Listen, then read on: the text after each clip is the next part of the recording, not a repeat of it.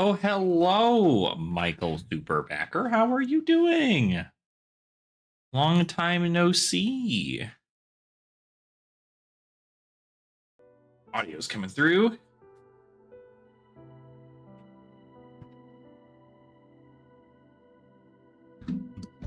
Not bad, not bad. That's what I like to hear. That's what I like to hear. I apologize. I didn't do a stream last Sunday. I was busy at an event, so I did not get to actually go about doing that. But now we're doing some fun stuff. So how's TCG Universe treating me? Pretty good. Pretty good. Let me turn my cam. Hi. Hi, everybody. Pretty good. Gotta say. I just got an announcement that I got a spoiler card for Flesh and Blood's next set. So I will be spoiling a card, not on this stream, but they reached out and they wanted me to do a spoiler card. So I'm like, above all expectations at this point. So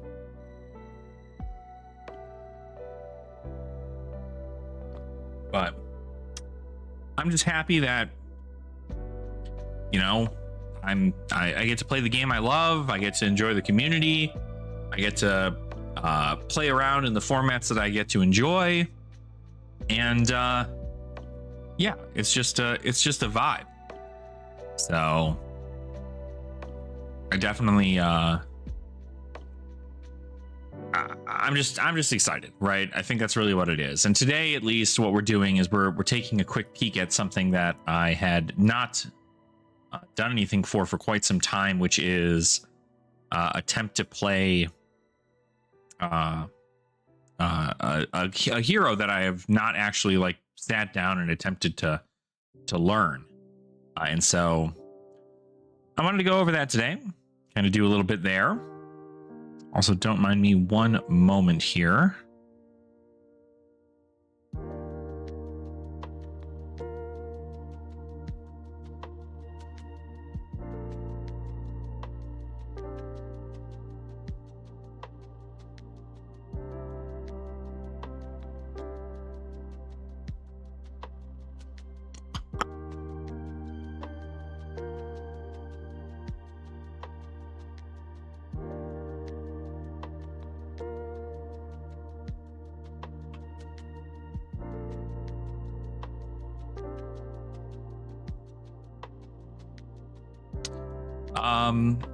What was I saying? Yeah. The thing. So Prism. So notably, I had thought about getting into Prism a little while ago, back when Tegan of Flesh and Bad actually got to the finals of a Road to Nationals on Prism. And I thought to myself, well, that's actually really cool. I liked the way the hero was able to perform cool, tactics with allies and things like that. And it was just overall a very expressive way to play with a significant amount of different lines. And deep down, I went, okay, well, maybe one day I'll play it, but I'm not really super hyped to get around to it. I like the design, I like the style, right? Obviously it's an Illusionist, so I have all the stuff for it already pretty much. I went, that's fine. We can kind of take a peek and see. And lo and behold, I quite literally I ended up going against this in my 1K event that I went to. Against Ben Andrews, who notably went to make it to the top 10 at the end of day 1 at the most recent calling. So pretty cool to see Prism getting a lot of support there. And it's funny because there were no Illusionists. No, there was a Prism in the top 8. So a Prism did make top 8, but notably, with that Prism being in top 8, it is it's definitely one of those things where like you never see an illusionist really convert, and I feel like they're converting a lot more now. So because of that, I've decided to take a little peek, because I do have all the cards already besides the 2 fables. And I went, well, you know what? What's the worst that can happen, right? Let's at least try the hero and see. So, give me 1 sec here.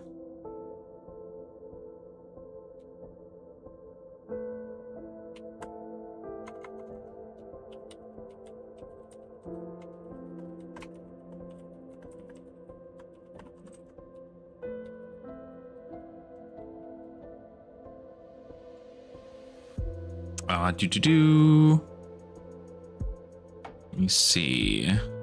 Just responding to a quick message.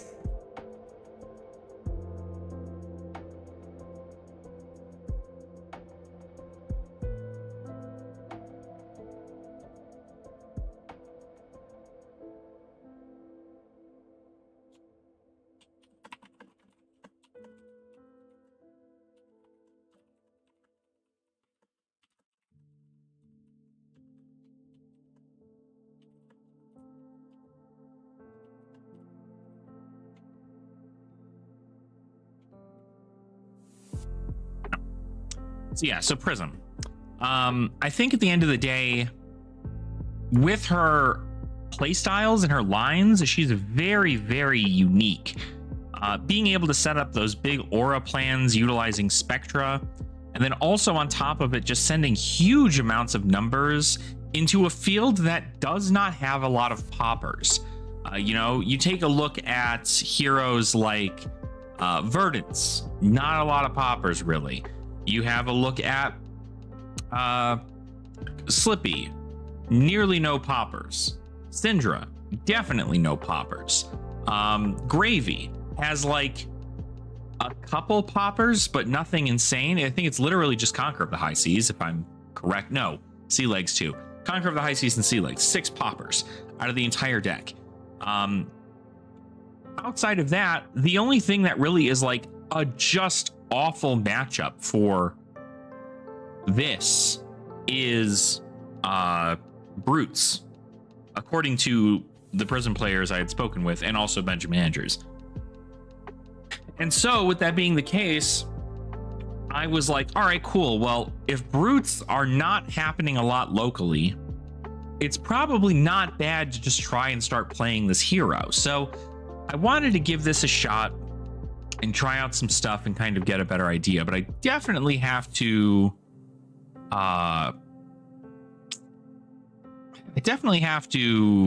figure out what the plan is, as far as like, obviously Light of Soul is like so incredibly necessary, it's insane. But Library also not notably as necessary, but when you get a 5-card hand, that's just kind of nuts. So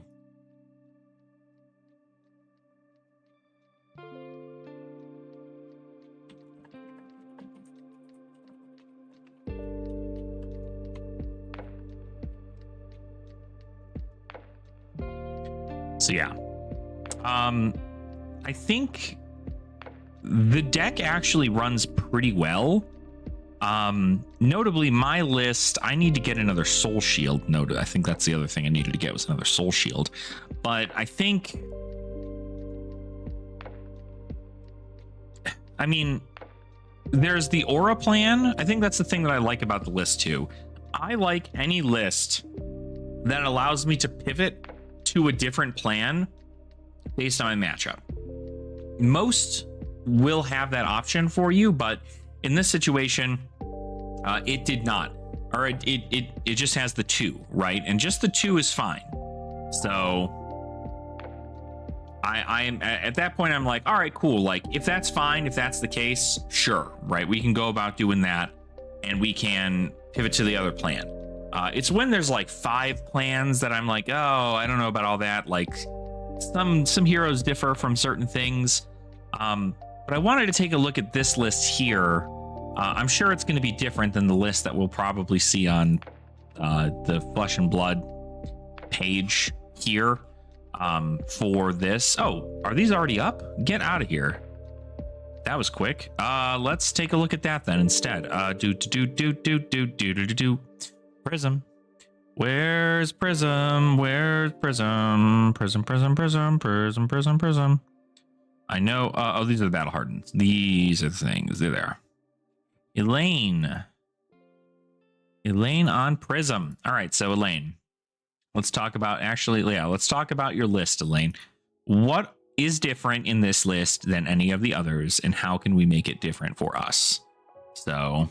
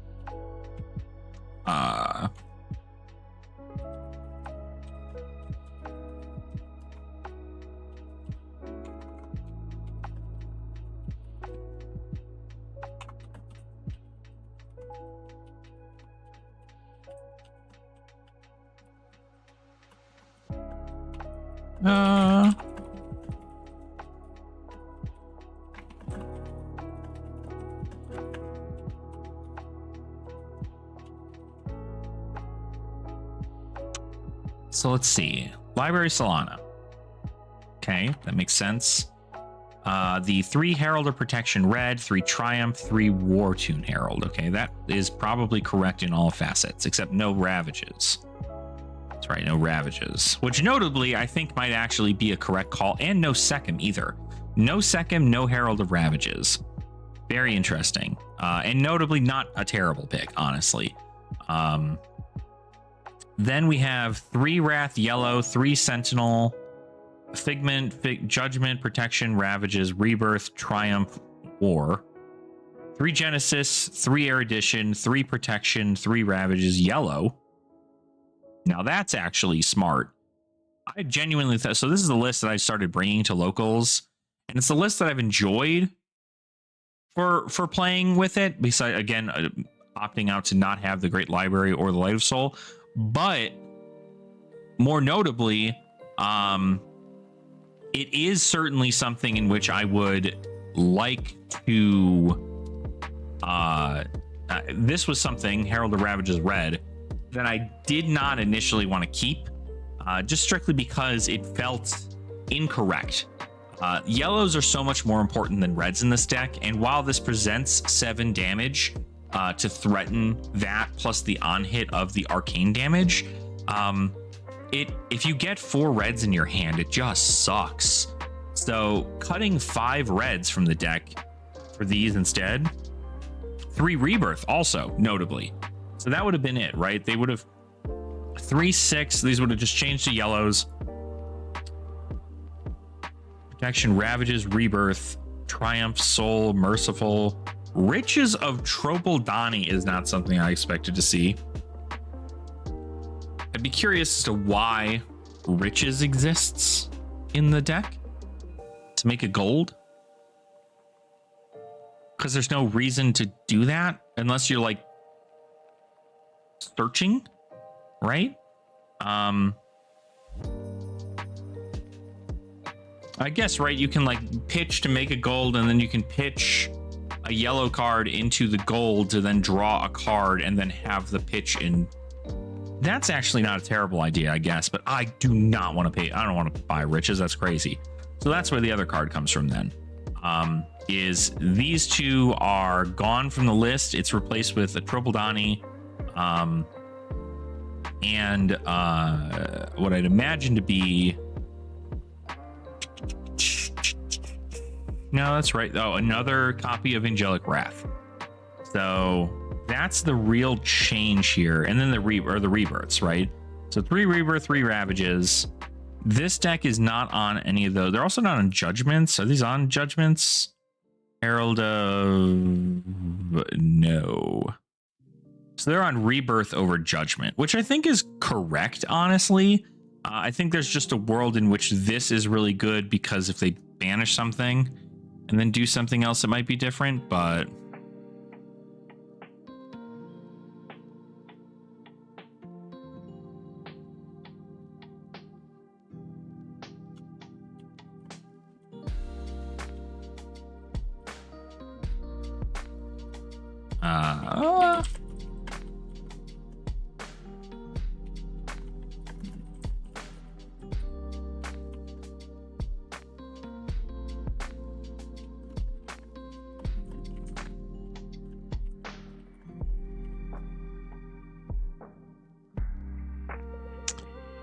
So Judgment leaving out for Rebirth instead. Ravage is getting changed to yellow. So effectively just removing the cost curve there and then adding in Riches. Yeah. So again, notably a triple Fabled deck. That's what I want to avoid at all costs, probably, is to get a triple Fabled deck. Because that becomes really expensive. I mean, if we want to take a quick peek here at what the majority of the deck costs, nothing. Like a good portion of this deck costs $0. I mean, $530 for the entirety of the deck. And if you're looking at the pricing of the deck itself, the only expensive cards out of 530 bucks, 270 of it is in 2 cards. And then the rest is just like Phantasmal Footsteps being $68 is crazy. $29 for Vestige of Soul. Soul Shields are like $6. Empyrean Rapture still $18. Figment of War, all the figments are like under 10, and then everything else is like $1 from, or not even $1, like a couple pennies from the set.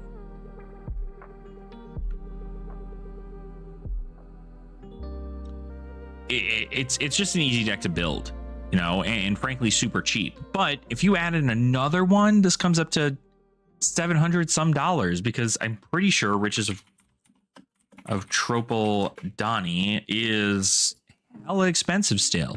Yeah, $300 fucking. So you get so you take this and then you add $300 into the mix. Now it's $830, which notably not terrible again, but the fact that I have this entire deck and it just doesn't have the yellows that I'm looking to get is insane. But you know, it's stuff like this that definitely goes like, okay, like this lets us know that probably not expected to have a good thing. Power Grenade Space Opposing Attacks at -1 this combat chain. Stonewall Gauntlet's also not terrible into the build, and I do have a Stonewall Gauntlet, so I'm at least happy in that front, but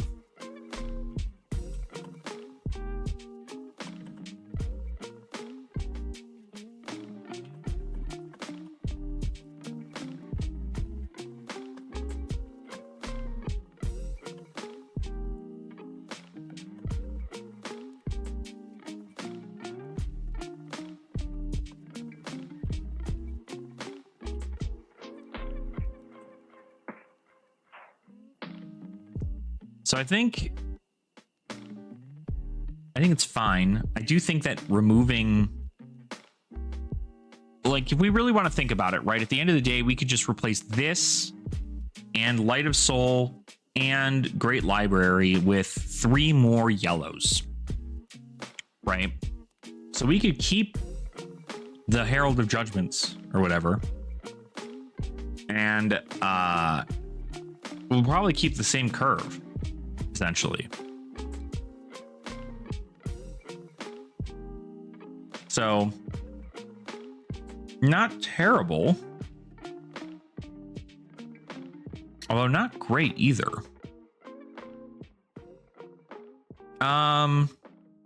They are playing the 3 that all you got, so I felt good about having that in my list. I put this in my list because I did not have, I was missing a I literally was missing a Soul Shield, and I was missing the Light of Soul and the Great Library Solana, and I went, well, what are 2 more yellows I can put in my deck? That are, one's a D-React, and the other one is, you know, can cover the other ones, right? So I do have the 3 that all you gots in there. It's not terrible, but I do think that we need to just play a list that does not contain the Fableds first, and then slowly realize where the Fableds sit. So let's create a list. We're gonna make our own Prism list. Actually, you know what? Yeah, we'll make our own Prism list. and it'll just be called, what's a cool name we can give this list?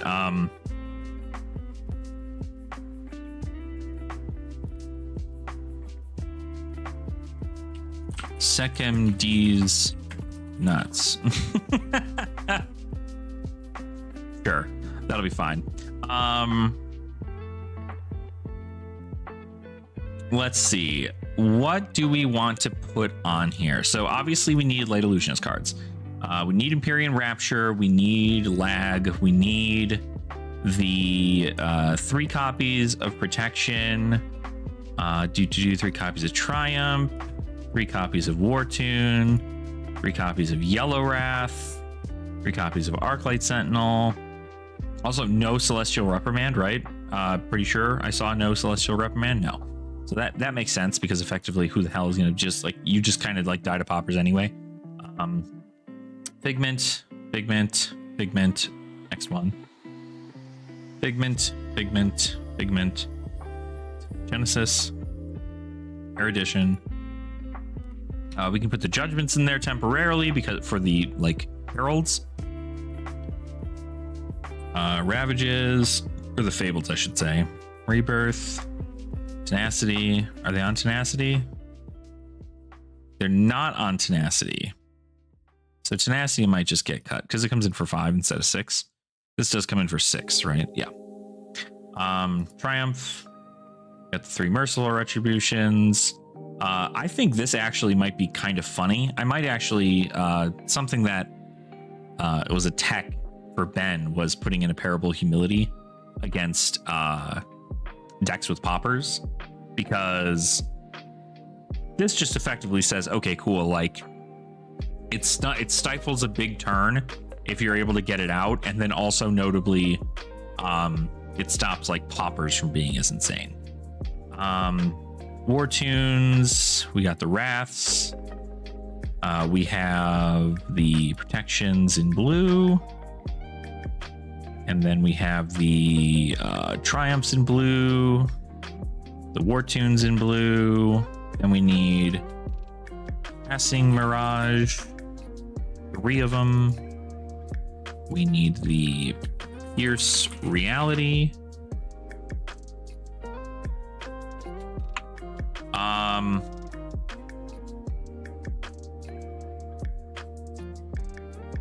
What else? What were the other ones? That's it. No, do we have Angelic Wrath blue? Yeah, Angelic Wrath blue. 69 out of 80 cards. Oh, so we just need like the stuff here, right? So Calming Breeze, or Calming Gesture, not Breeze, Gesture. Dreamweavers,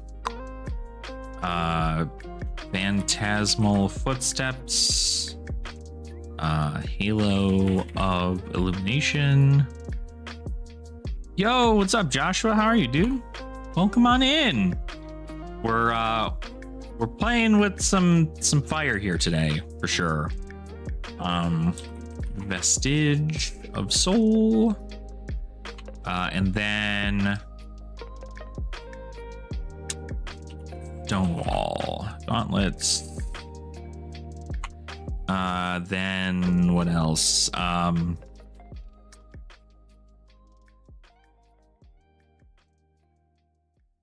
good, man. I'm good. We're vibing. We're chilling. We're hanging out.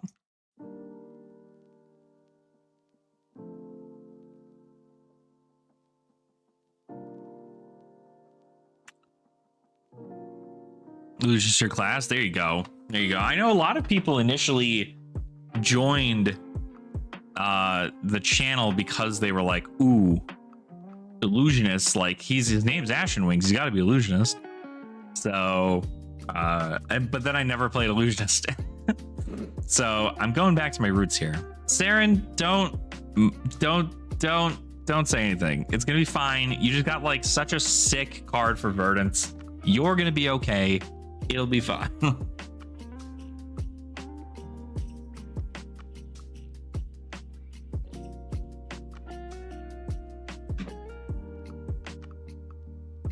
It's so good. It's so good. It's freaking insane. I love how they were like, hold up. You know what Verdance needs? Verdance needs to be able to send arcane damage, but at Guardian levels of numbers. Does that sound right? Oh yeah, no, your opponent really only has like AB3 at most. So they just die. Pretty sick.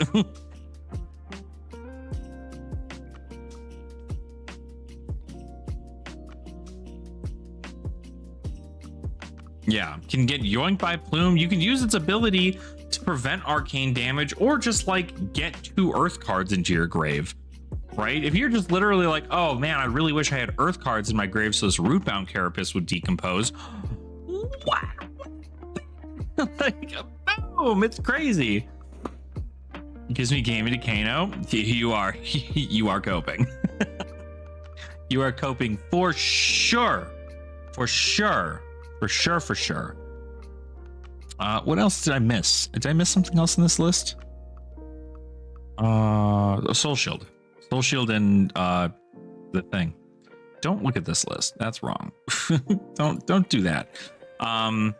Soul Shield. Dude. That all you got. Not deck. Put that in the fucking inventory, dog. Dude. Oh, see, so we're 1 card over. We're 1 card over because we are utilizing the Parable. I think we maybe just go down on 1. Let's just go down on a Heralded Judgment. That'll be fine. So 80 cards. That's crazy. The deck is like nearly exactly 60. Huh. ALS stay in. From what I've learned, ALS stay in. Genesis are for the Aura game plan. Rebirth are also probably for the Aura game plan. Merciful is for the Aura game plan. Everything else can stay. This is the general Herald game plan. So we need to add in cards into Herald, which is probably just like this. And then maybe like a Soul Shield. So interesting. But notably, I think the deck isn't terrible. This is also that and that and that. So this is the main amount here. Okay, not terrible. Notably, again, no Fables, right? So look at that, right? You take out the Fables from this list, $290, and you can play Prism. That's insane. Also, Saren, how did you go to? I forget. Did you go to Kansas City? Or did you not? Did anybody watching go to Kansas City? I'd love to chit chat with y'all. Oh, that's right. That's right. How was Ian's party? Was he happy? I'm sad I couldn't go, but did he have a good time?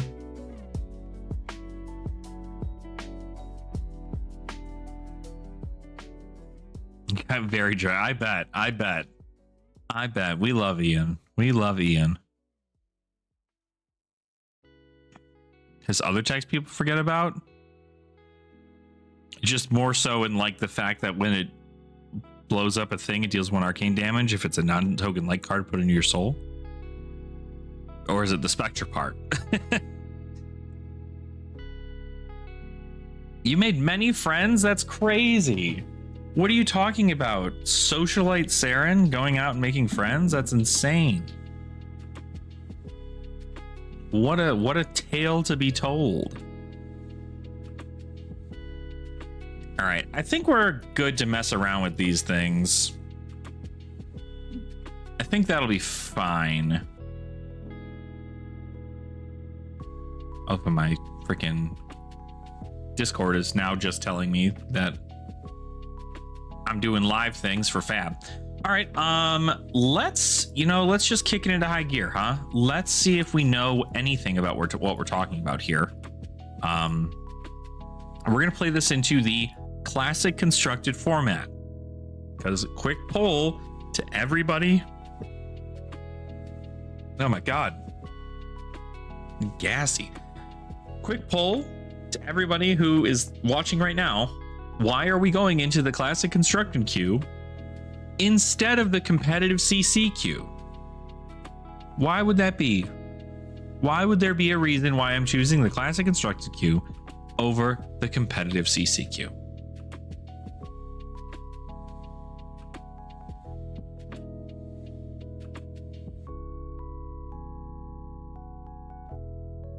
That is correct. Yeah, that was actually the answer I'm looking for, Saren. Mods,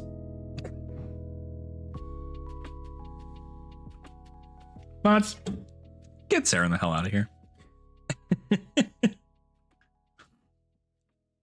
Pop going to Soul. Skins Guardian of Brutes, who's Pop always. Yeah, I mean, that is true. Although notably, like, it's just like a point of arcane damage that they tend to just be able to prevent anyway.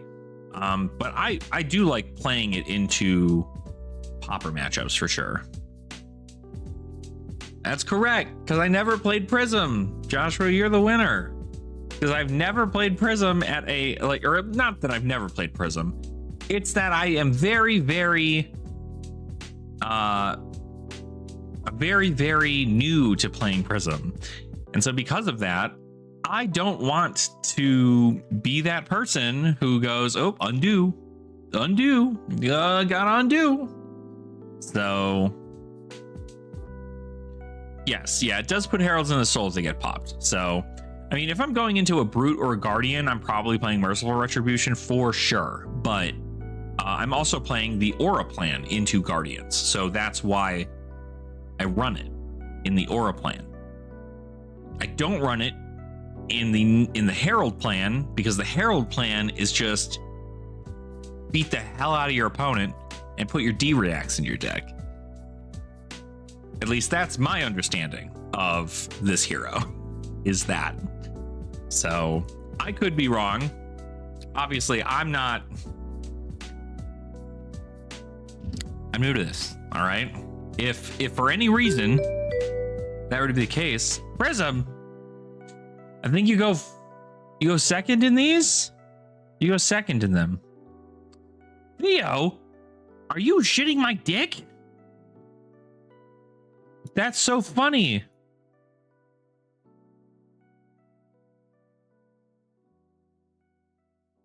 Shit. I think these are just heralds, right? That's so funny. That's so funny. It's Theo. I know Theo. I literally know them. I think that is hilarious. Let's just do that, and then let's maybe send like Parable Humility. Sure. We'll send that shit. I'm going second. So we're gonna see exactly how this works here. I very well could just set up an Arclight Sentinel and pass, or I could just like not take anything, set up an Arclight Sentinel, pass. Oh. Sure.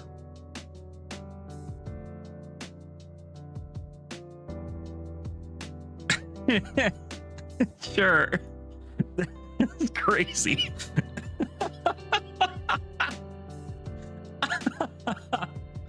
That's wild. Hello. What the heck? All right. Yeah, I guess I'm just going to do this, pitch this, send it into that, and then pass. And then pass. I'll put this Angelic Wrath in my arsenal. The fact it was cool, I'm going to play LS, and I'm like, cool, I'm also going to play LS. Is that cool? Sweet. Awesome. Good talk. Good talk. Good talk. Good talk. Good talk. Yeah, that's good. Let's go ahead and let's send Ravages. Dude.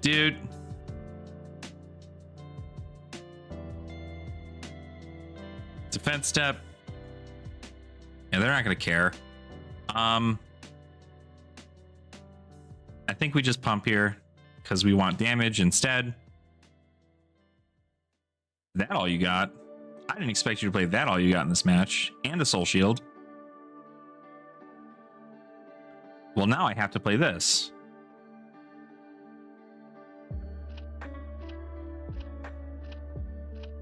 That's crazy. I'm gonna hit. I'm gonna hit. Let him hit. All right. Cool. Good talk. Let's go ahead and get out. I mean, we pretty much just need to get Air Edition, right? We could Air Edition flip.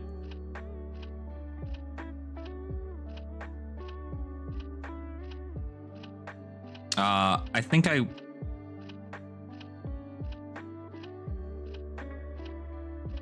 No, that'll be fine.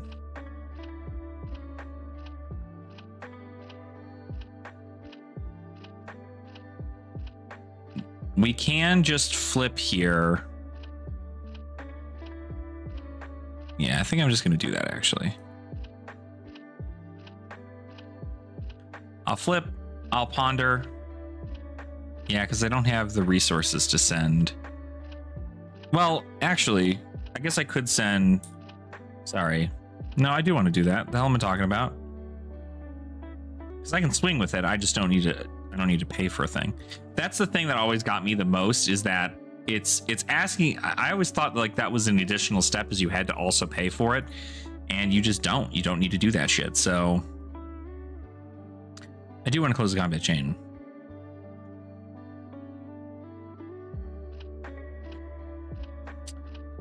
Sure. Add the arsenal. Cool. Lost in Thought. Oh.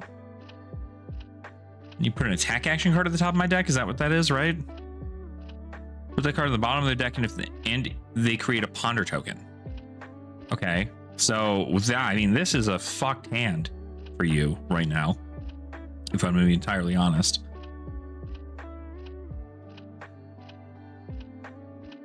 Like, this is fucked.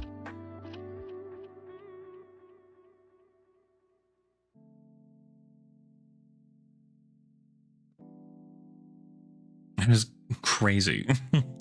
Oh, I'm not coming up as player 1. I'm not logged in. That's... Theo's gonna lose their mind. That's so funny. All right, yeah, cool. I will then, I guess, go ahead and do... I mean, they know the Air Edition's coming up, so they're gonna have to give me something there, right?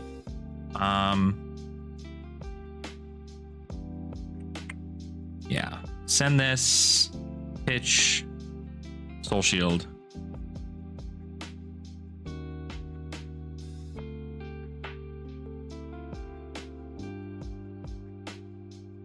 I mean, Air Edition, they can at least like do some weird Halo shit.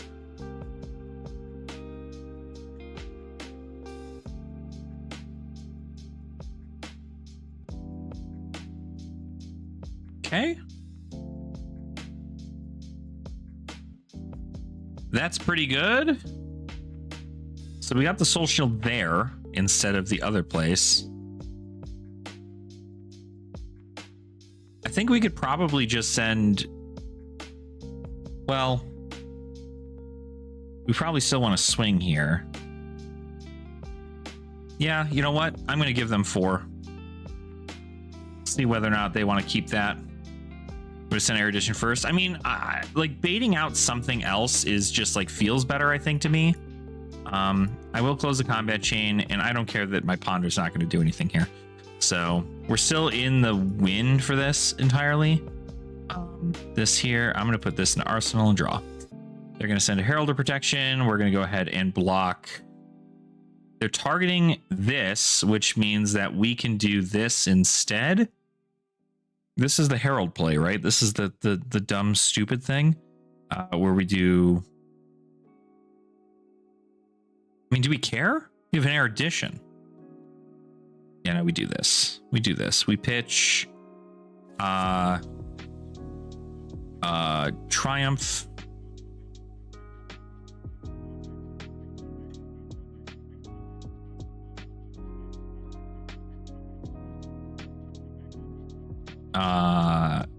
Yeah. Put this into there. Draw a card. Prism effect.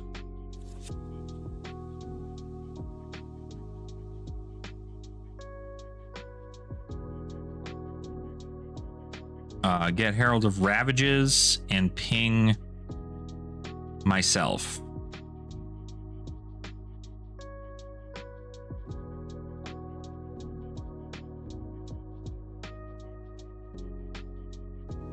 Zero. So that fizzles.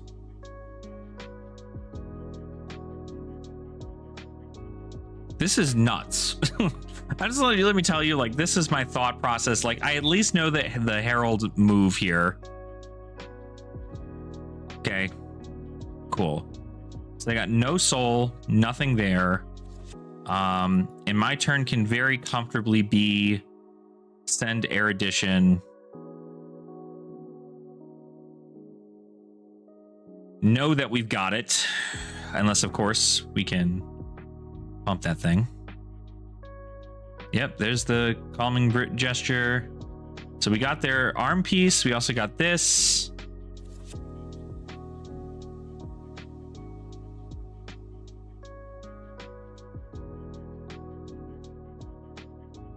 Okay.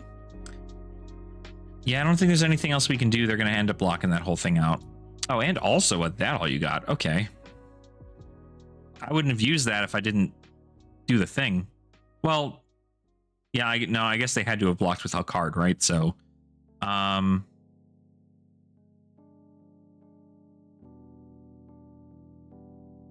just send a...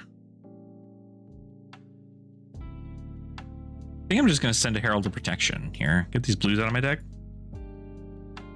That's fine.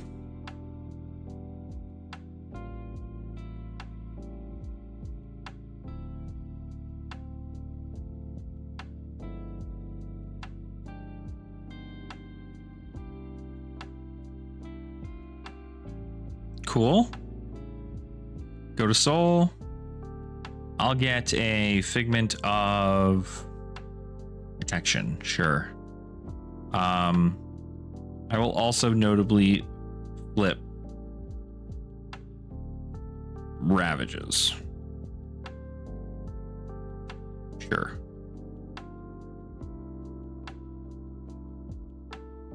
All right, that's it.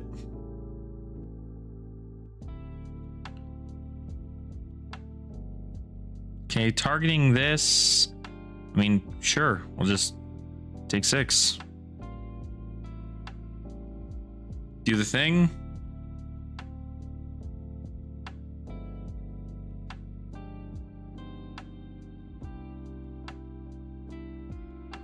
They get an Erudition.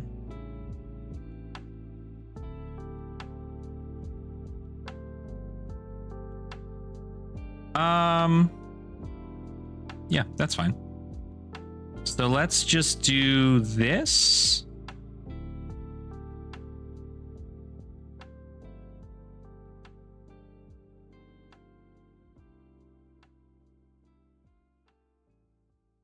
Prism ability.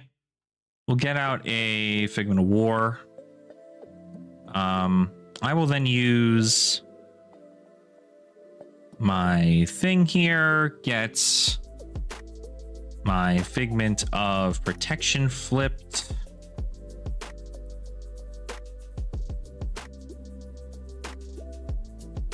Oh yeah, it's going pretty good, I think. I mean, we're certainly doing a thing to them, so I can't really say we're doing anything poorly.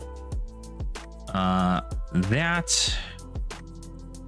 because this comes in for 5, that comes in for 5. We will pop the thing.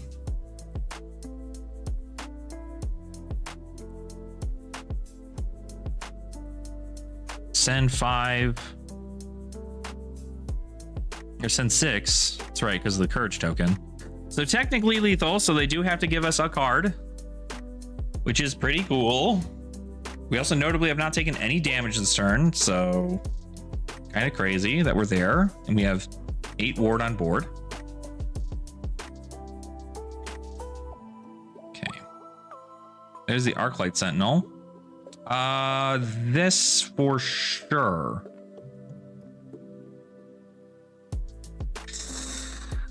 It'll protect nothing. I mean, this just doesn't feel correct to do. Board game and family. They're giving me so much shit for going through and almost going infinite. I hear that game's pretty fun for sure. So, okay, they're targeting. They're gonna draw 2. Sure. Yeah, as much as I would have liked to ALS there, ALS wouldn't have gotten me anything in that scenario. Lost in Thought. Okay. Put an attack on the top of my deck. Notably, we can still do... Well, we don't have Soul. Maybe we just do this instead. I mean, we'll get a Ponder, but notably, we won't get to Arclight Sentinel. So I think we respond here.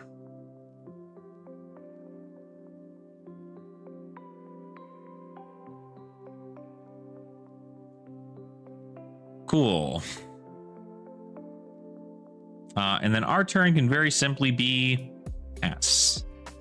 They have the Arclight Sentinel they have to deal with. Lost in Thought again. That's fine.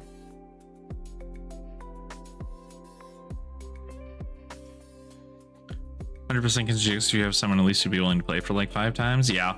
I think, I mean, I definitely don't have enough, what do you call it? I don't have, I don't usually end up doing a whole lot of board game stuff, so. Okay. Put an Erudition into Soul.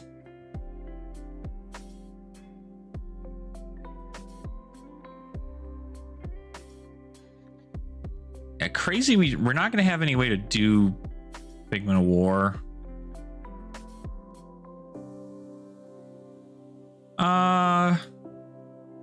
Okay. I think we just kill their Angel of Protection or their Soraya. Probably their Soraya, if I were to guess. Do that, pitch this. Go to Soul. Get a Herald of... Oh, I mean, we'll get an Erudition on top. Why not? It's pretty good. Turns out I think that's pretty good. We can get a Triumph. No. I mean, yeah, let's just sculpt our hand, I guess, right? We'll get a Herald of Protection there too. Then I will do the thing here. I will flip Rebirth. I will then just send Rebirth at Archangel pitch.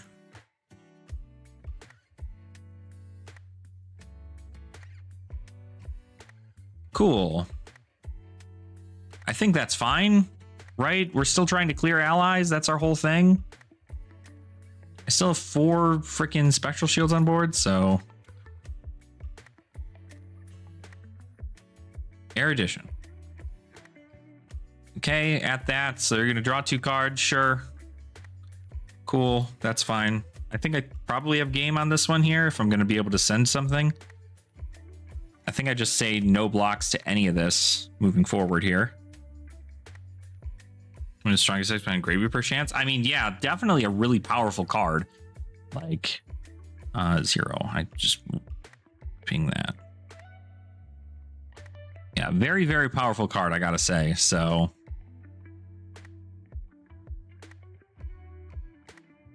God damn.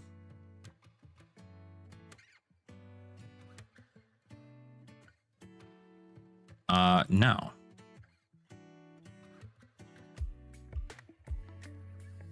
No blocks.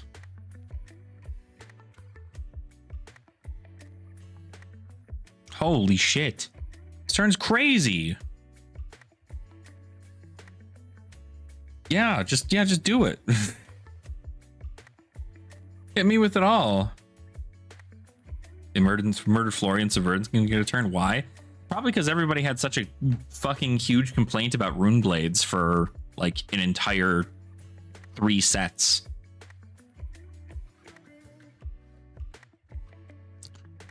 Can we do...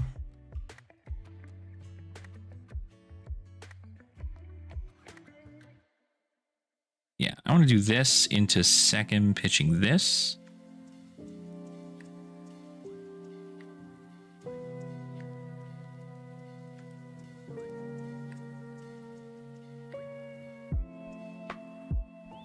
What do I get now? Judgment? Sure. Flip over erudition. And then I think we need to, I mean, we can obviously flip, right? We can flip, pitch, send.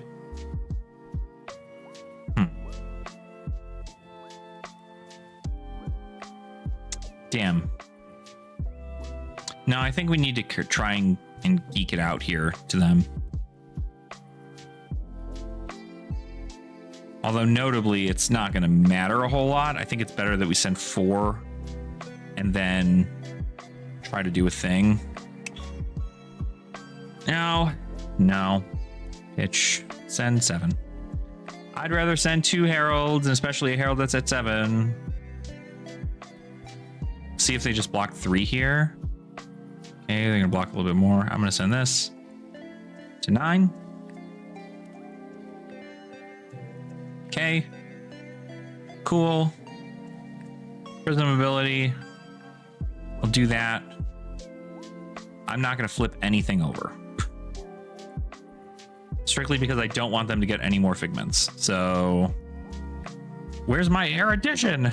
Son of a bitch. We are going to certainly pop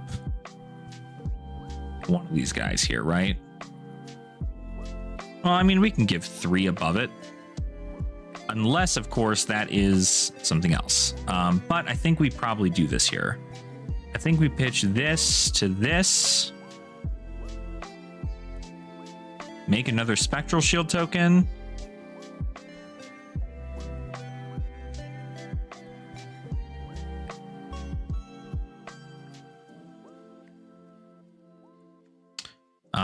And then we can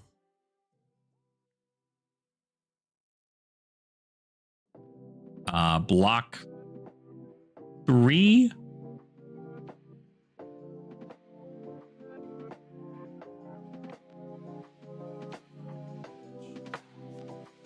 Oh shit, wait.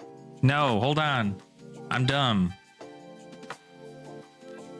Why? It comes in for 6 because of the thing.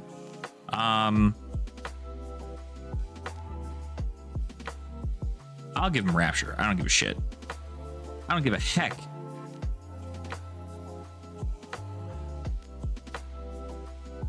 Okay.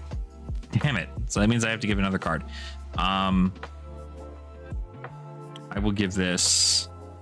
I will pitch. I'll do this to this. Give this here. 6 damage. It'll just be this, this, and this. Okay. I will then just Arsenal. Got a Soul Shield. It's pretty good for me. I think it's pretty good. 7. We could flip, and then we can block with 1. I love how this game has just shifted so incredibly quickly. Like, I thought I was in the driver's seat for a long time, and they were like, nope, just kidding. Send a whole bunch. God. 7? Sorry. Thinking, please bear with me. I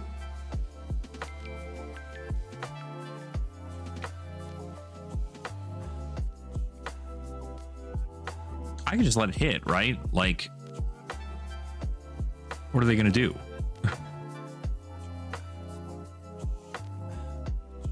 I was told I shouldn't block in these matches, so that's what I was told.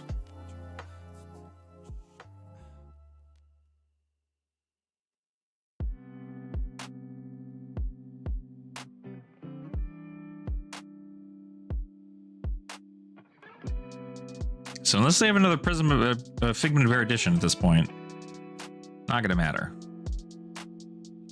Okay, flip Victoria. Send Victoria for 4. I mean, they're at 4 freaking life. Like, there's no way I don't just like have this here, right?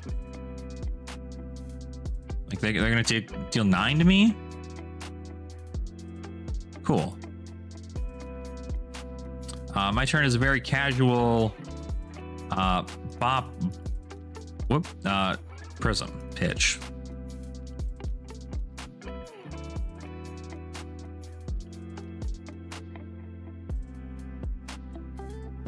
Okay, you're gonna have to give a whole card and then some for this. Blade of Soul. You don't get a yellow. Crazy work.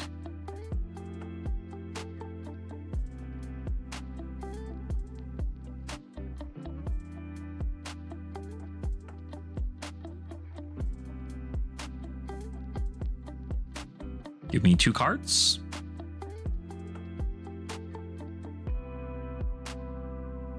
Cool. I'll pull a Soul Shield and Arsenal.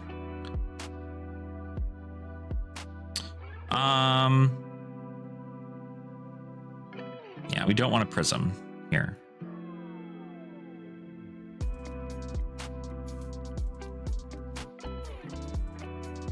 That's where this goes. Fortune Herald, sweet. Then we just do a very comfortable pitch this to this. Shit.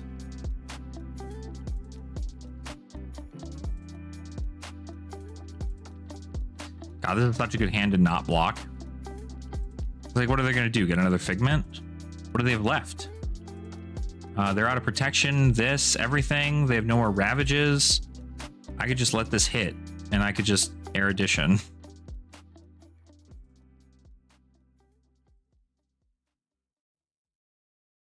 I think that's just the move.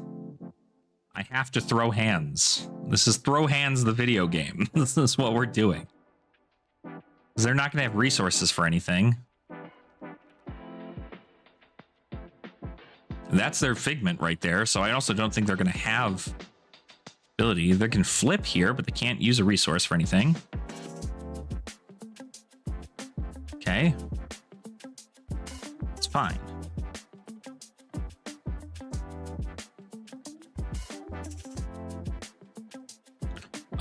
We are going to send Herald of Erudition at Prism, pitching.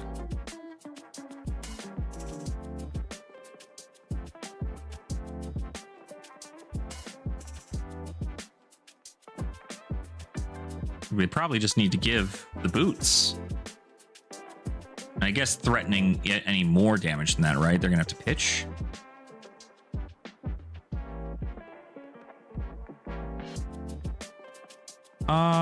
That's fine, I think. And ward? Okay. I see. I see what's happening here. So that'll block 7 entirely here. Can we get a little bit more?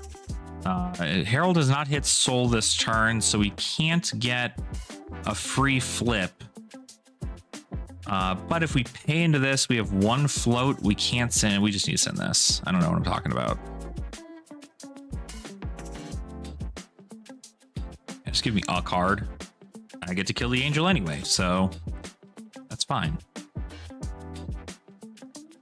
Again, notably, a card in Arsenal. Cool. Let's try this again. We are going to Herald of Triumph, pitching the Soul Shield. One of these days we're going to get there. 7, go again. I think they're also out of Figments. 1, yeah, that's all we got. Okay. Good game. Yeah, so they could block that. So this hand was block 6, take 1, get the thing, flip, send 4, block that, send a Wartune Herald. Gosh, the mirror is nuts. What the frick? This is crazy. I feel like maybe they go through their Figments faster than me. Dude, 1, 2. Oh, you know what they did? there's a figment in their soul right there. So they have 1 in there. They have 2, 3, 4, 5, 6. So that's all of them. So there's no, that's not right. 1. I guess I can't tell what this card is. 1, 2, 3, 4, 5, 6. There's 8. So they still have they still have 1 in here, right? No? I guess they don't. Is that right? Are there 7 Herald? Are there 7 figments or 8? War, Ravage, Triumph. What am I at right now? Because I'm out in my deck. I have no more left. Like this was it. But I think, yeah, truly not flipping was like almost the better decision in these situations. So that's crazy. So I'm able to send 14. They're only able to block 12. But I'm actually able to send 7, 4, so 11. I'm able to send 18, and they're able to block 12. And so I'm able to send 18, block 12. They only were at 4 life, so they would have died. Okay, that's kind of cool. This is a lot happening here. What's that one turn was they hit me for a lot? This turn, I think. Yeah, that looks right. Yikes. Big yikes. Okay. Fun. I liked that a lot. Notably, 1 without a Light of Soul in my deck. But certainly wish I had one, I'm sure. Oh, okay. Well, we can take a W here on that. The results. Yeah. Look at that. See, this is all you need. 100% win rate. The deck is busted. Never gonna be that way. It's insane. Yeah, I think it's a pretty fun deck so far. I enjoy it. I enjoy it for what it's worth.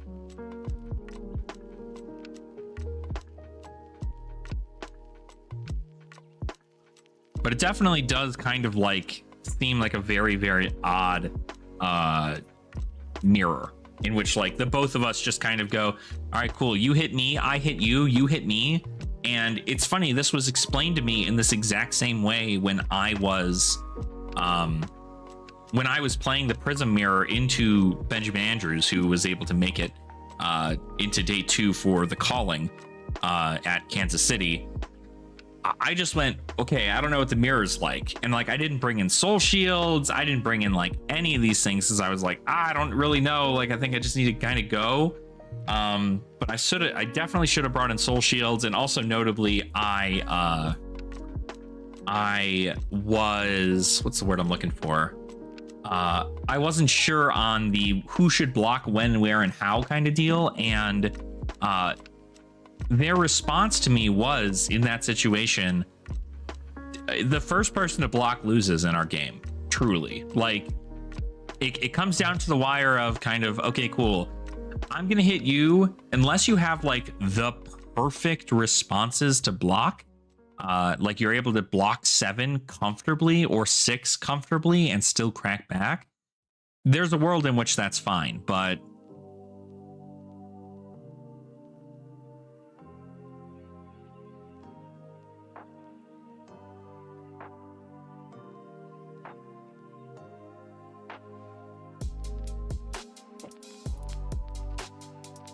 I don't think I have the brain cells to guess what the fuck some mirrors look like. That's what X-Ear does into me. Yeah. I mean, I think that's really just what it is, right? It's not a tech into the mirror. I think notably it's just important to know, especially in Prism, right? Do you have to do Herald or do you do Aura, right? And I think obviously Aura is like cute, but Aura is not going to help you get damage through. Because you can't pop anything, right? So they're still able to send such an insane amount of damage. and then kind of go from there. But that was fun. I feel, and especially the fact that I went against Theo, I have to shoot him a message. I'm gonna shoot him a message real quick. I'm curious if I know I've got him on here. The hell is my computer doing? Computer, why are you overheating right now? Theo, where the hell are you, Theo?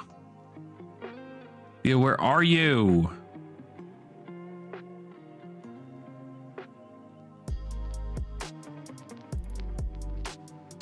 God, I can't find them. How do I find or start a conversation? Theo. Low. Okay, well, I thought they were in there. Guess they're not. Let me go to the committee here. Where is Theo? Theo Low.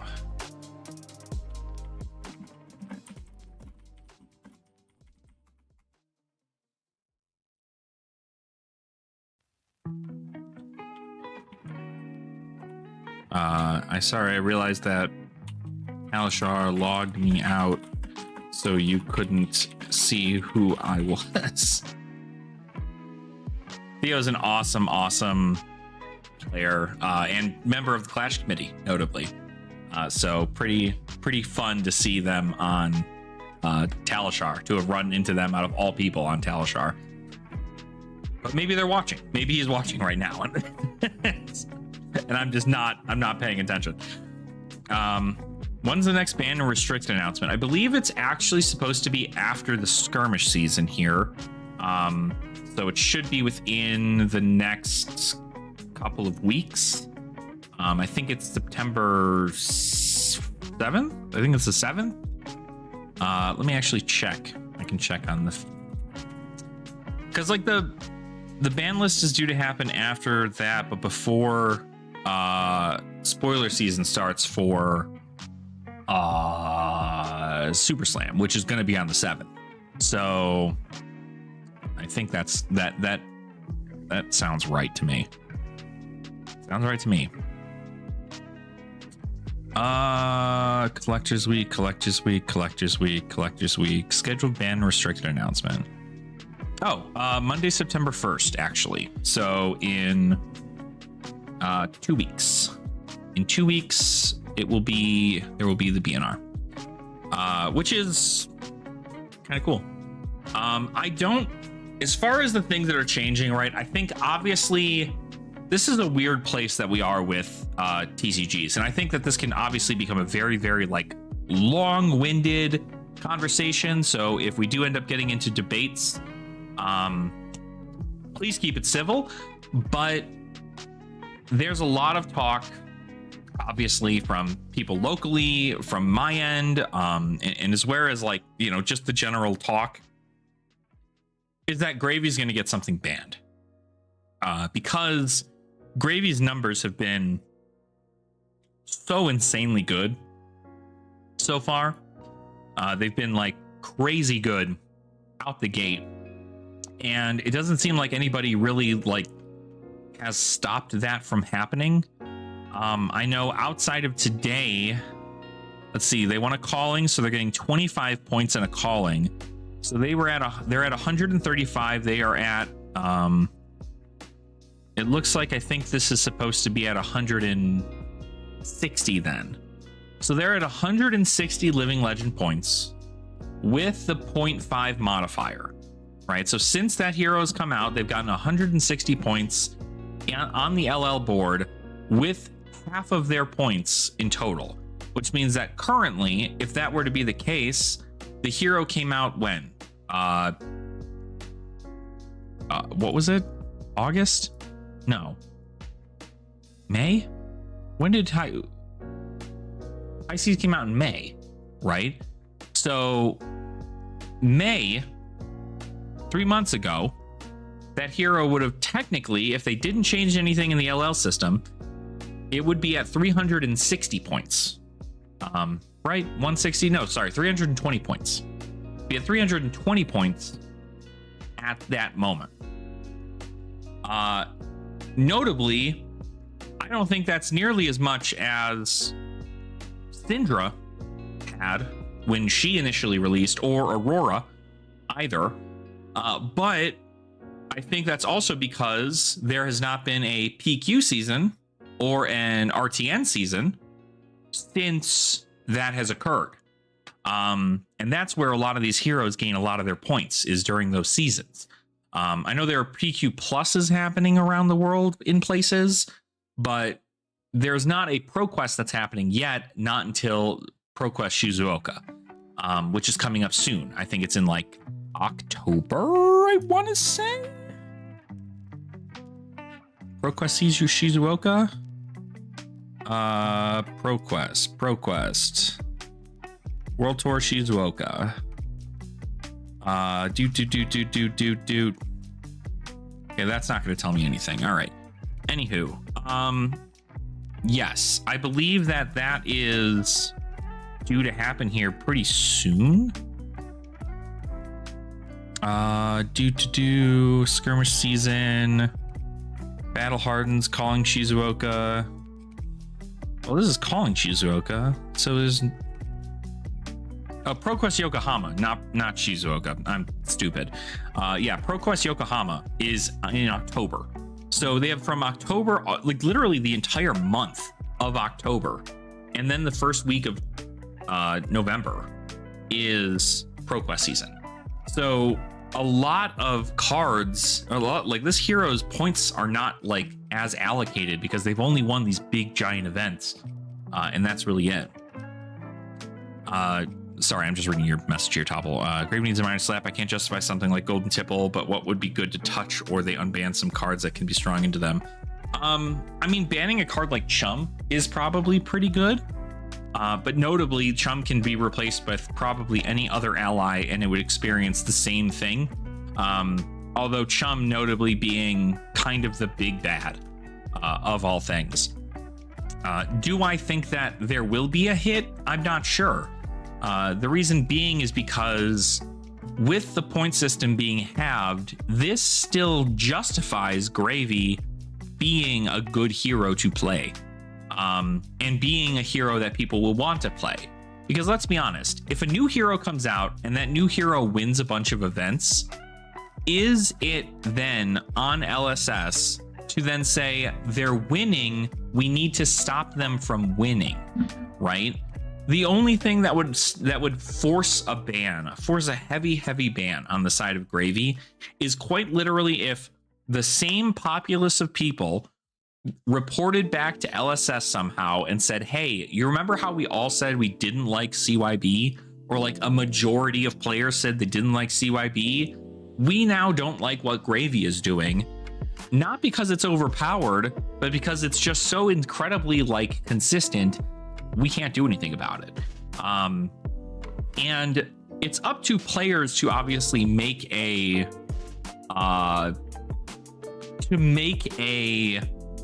change to their game plan, or maybe even the deck they choose to play in a Gravy-filled meta.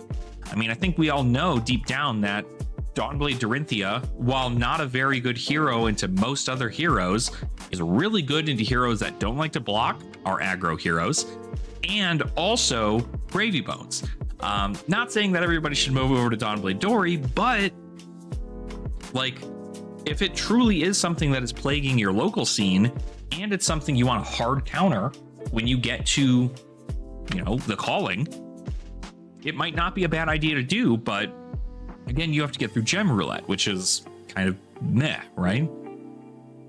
I feel like it should hopefully get more people doing better into them. Is CYB good into Gravy?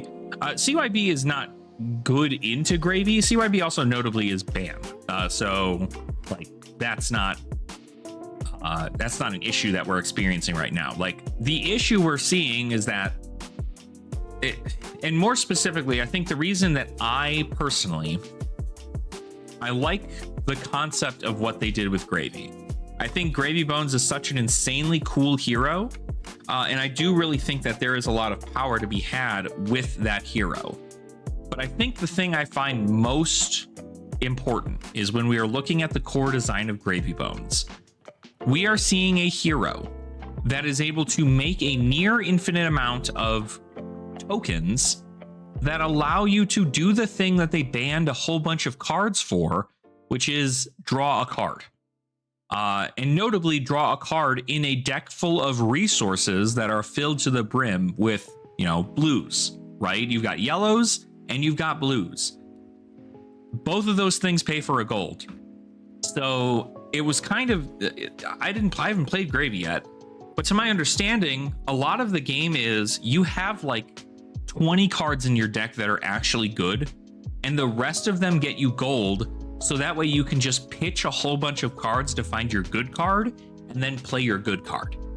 And that doesn't feel good at all. I understand that's the concept of looting, right? Is, well, I mean, not truly, but like looting, right? You're digging through all of this trash to find treasure, right? And I think that concept from a thematic standpoint is good, but there's a problem when it becomes like, all right, cool, make gold and then just like block and draw up, do a whole bunch of other nonsense. Like they stifled the way that they were able to attack with allies, which is good, but notably they also gave a whole bunch of easy ways to make Gold Kiss Rum, and then also a bunch of ways to just draw cards, get a bunch of free resources.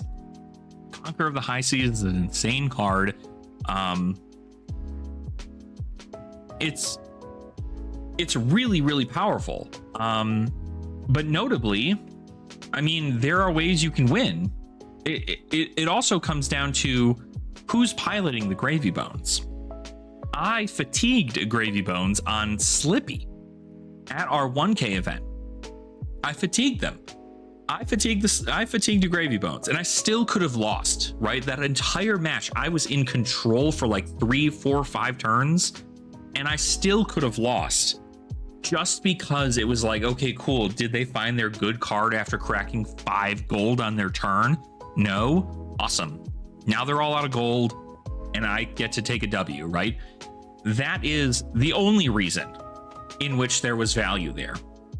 But the allies are easy to deal with, and so it's not the allies really being a problem, outside of the fact that Chum quite literally says, all right, cool, send damage at me. Do I have a Watery Grave card? I guess the other thing too is like banning Chum doesn't really help with the concept either, because Chum also, it's not like their ability was immediate and always online.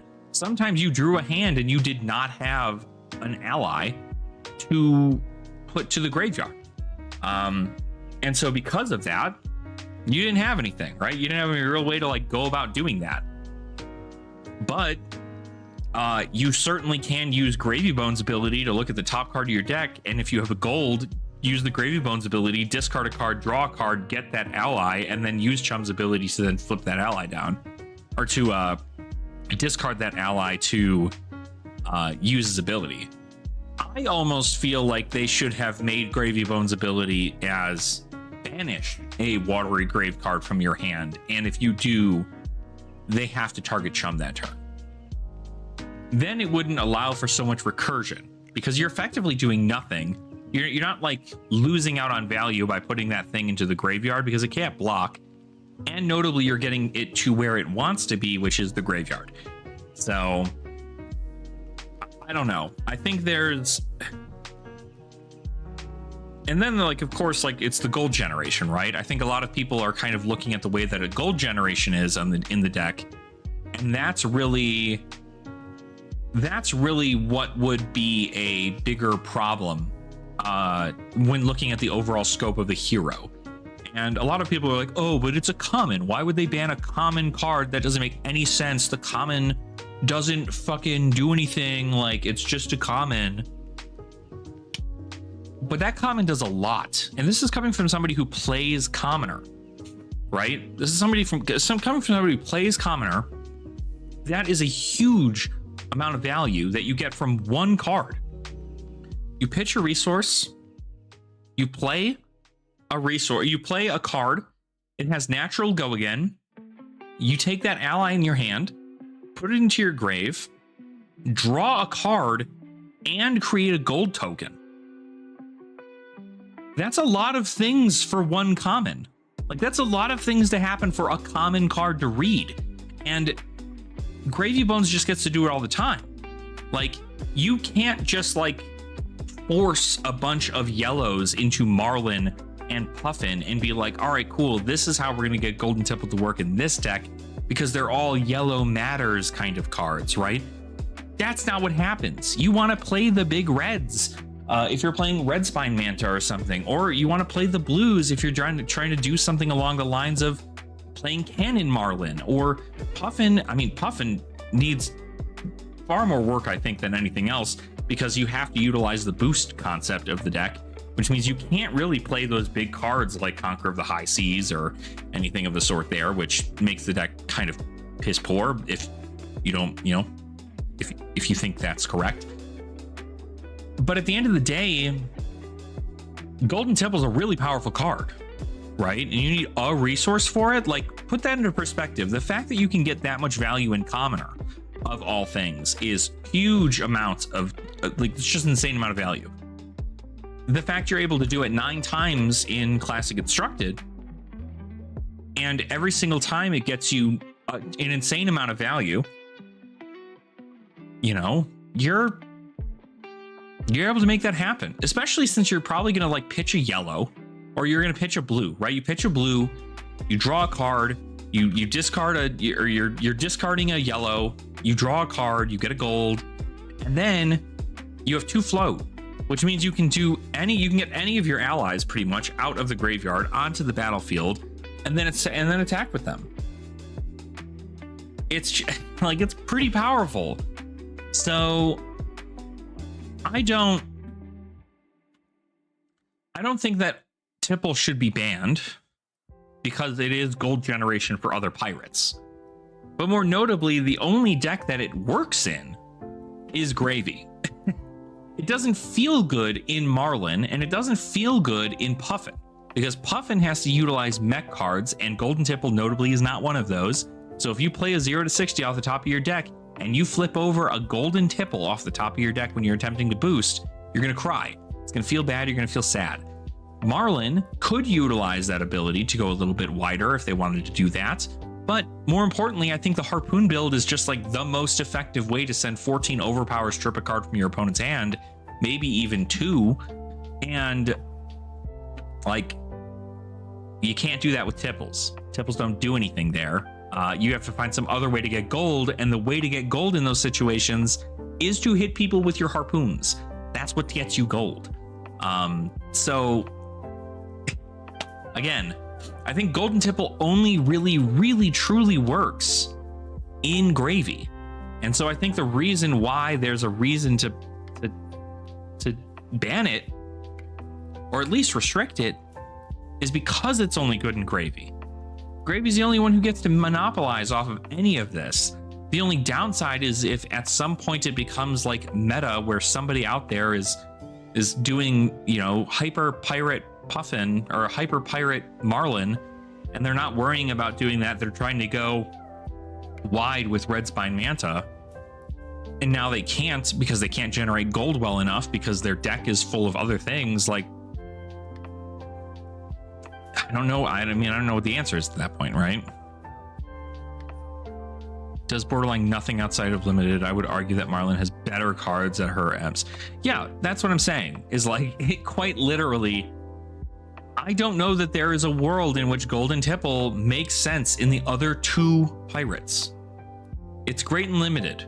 It's just not great anywhere else. And notably, limited, the reason why limited is so insanely good, and it makes you feel like, you know, you're able to play a hero at a much higher power, is because of Treasure Island. Treasure Island makes all of that working for gold non-existent. Nothing about that it happens anymore. It's all about getting damage off on your opponent. And when you get damage off, you get the gold payoff. That's why limited feels so good for some of these other heroes. But the second you put them in constructed, it's like, oh, wait, we don't have Treasure Island. So since we don't have a way to generate gold as frequently, we don't get to do as much. And because we don't get to do as much, we fall to the wayside. Whereas Gravy gets to go, yeah, I'll do this, make a gold, use my hook, try to make another gold. I'll play Loot the Hold, which says when this ally hits you, you discard a card and I create a gold. A Vasti says give an ally go again. When it hits, create a gold. Like, there are so many cards in the gravy pool that say create a gold token, as far as to the point where people were running a freaking Fabled in there that says you pitch it and you make a gold token. So it's really, really good. But the gold generation in Gravy compared to Marlin and Puffin, night and day. So I don't know. I don't know what the real concept is for the whole thing. I don't truly know that it is worth like banning anything. Like, is just come to a situation where it's like, oh well, we're gonna come out with stuff in Super Slam that's gonna bring them down. Like, that's it. We're just gonna play things in Super Slam, we'll bring them down. Right, exactly. Right, play a card that makes you multiple gold. Right, that sounds correct, because what are you gonna do? Right, you don't have on hits for other things. You're trying to play Mechanologist, but you don't have those cards. Like, there's like 2 Pirate Mechanologist cards that were released in total, which is stupid. So I don't know. Let me get one more game in here. Actually, I'm curious if I can get another game in here. See what we can do while we're waiting.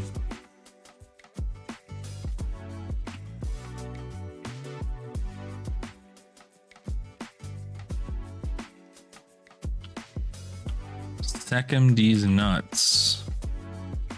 All right, back into the classic constructed queue I go. Let's see what we can get. Yeah, I think it's I don't know if anything's gonna get a ban. Like, I genuinely thought last time, not this recent ban list, but the one before it, I thought Bonds of Agony was gonna get banned for sure, and it has not gotten a ban. And notably, I think it's fine that it didn't, because Bonds of Agony is just like the one way that assassins go like, ooh, maybe we can win, but they really can't. Like, they can't get rid of the only power card assassin. Well, I shouldn't say the only power card. That's not correct. But I mean, it's a very interesting position we're in, but correct, yes. Bonds, you could just not have it, right? Chum is just like, okay, cool, yeah, well, worst case scenario, I have a 0 cost 4 power attack on board that I have to pay nothing for, and then I can just end all of my golden tipple chains on, as well as also attempt to give it have it make a gold on its own with gold baited hook. So I don't know. Part of me wants to like take a super budget build for Gravy and send it into an armory and see just how close I can get to actually winning on a budget build. So a Dory. How are we gonna do this? They're not gonna have poppers. Is this Aura Plan? No. Is this Aura Plan? I think this is Aura Plan.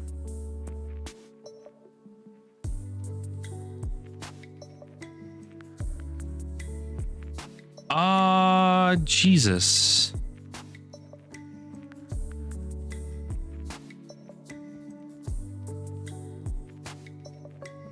No, I think this is fine.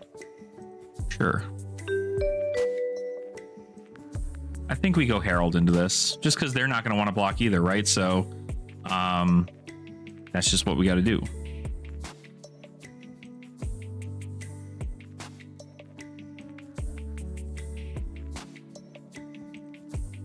Good luck, have fun.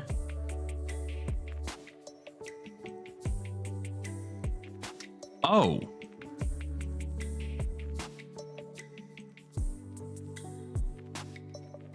Interesting.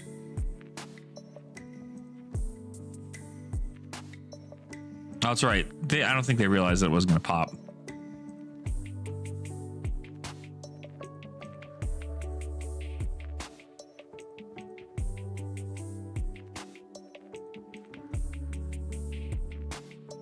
I guess I get to flip here, huh?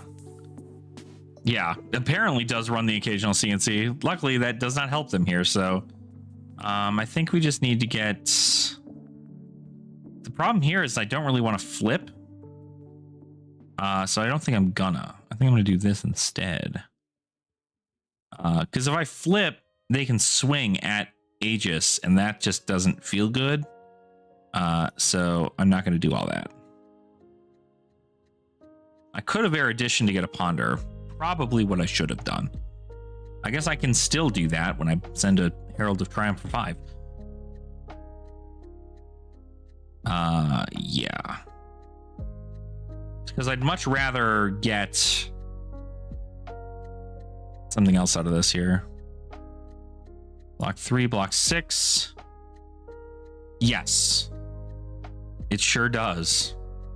It sure does. Let me tell you.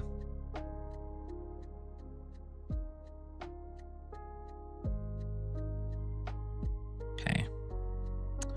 Notably, not that's pretty good. I think we just do this. Jesus. Because we could just not take anything here, right? Yeah, swinging an ally does work. Yeah.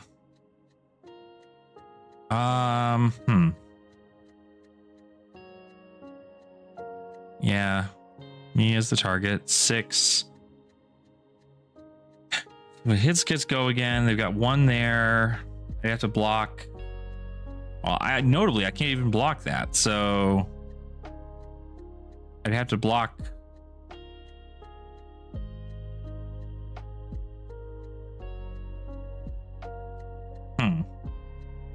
Maybe I just give them a counter. See about shooting a whole bunch of damage at them, maybe.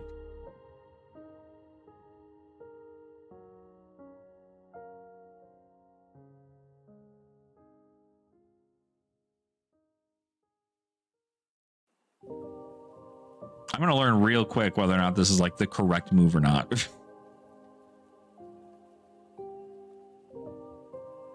I'm just going to say no blocks. I'll give you a counter. So they dealt 9 damage to me in total there. I'm going to deal a lot more. Sorry, an additional plus. Oh. Yeah, I'm going to deal more. This.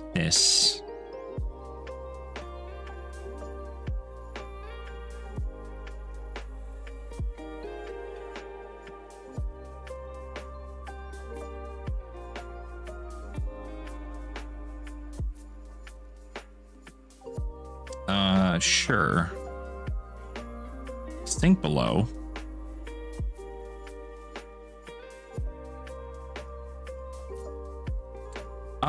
Is there a world in which I do flips?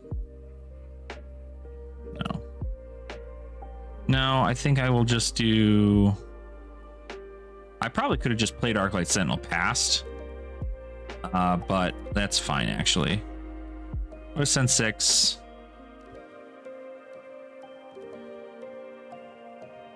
Why would they spend arms to prevent the on-hit? Unsure.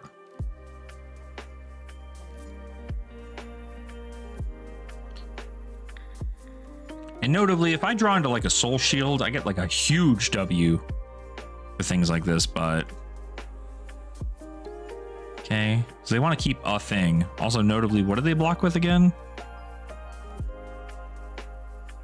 2 blue hit and runs? Is that what they said? So... put that on top. We'll get out a Figment of Erudition. Yeah, 2 blue hit and runs. So notably, they're going to try and swing this twice, which is fine. Got a Herald of Protection. It's pretty good. Unsheathed. That's also really good. Yeah, this is going to 7 go again. So we could theoretically flip here. And that's kind of the fun part, right? We could flip here and block 3 and 4, which isn't terrible, I think, but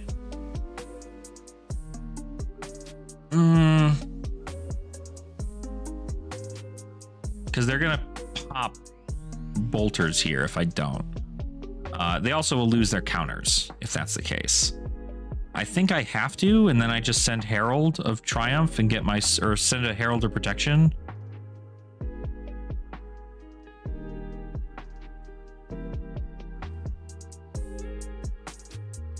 I feel like it's just not right, but we're gonna flip this. Oh, it's right. If it has go again, they don't pop bolters. That's right. I will pitch this.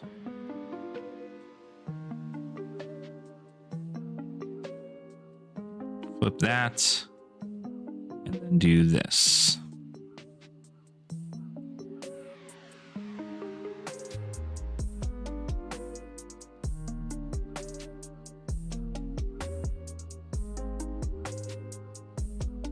Okay, and then we can certainly flip this over.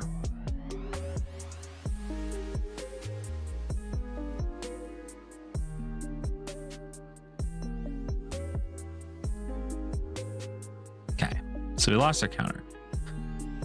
Notably, we can also do thing, draw a card, have one float in there, be able to flip Erudition, pop 2 things. That might actually not be terrible to do. I might do that instead. Pitch this here.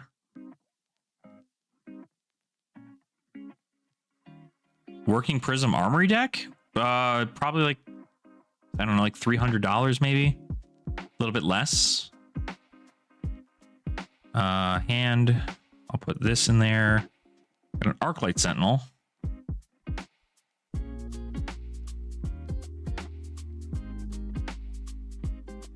We'll then go ahead and get a Figment of Ravages. I'll attempt to ping them. I don't know that I should have done it because I should have done it defensively instead of offensively, but I think that's also fine. Erudition. Pitch into that. Activate Erudition's ability. Draw 2 cards. And then Herald and then Arsenal. It's, I mean, Phantasmal Footsteps notably, I think, is at like the lowest I've ever seen it at like $70, which is just kind of insane to me, but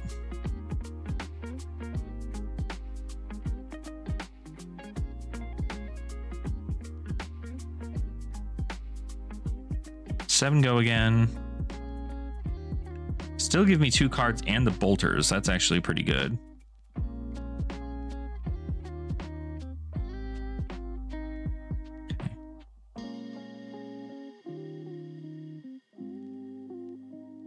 Gain life. So they're not. Yes. I do want to close the combat chain, please. Please let me close the combat chain. There's nothing else I can do here.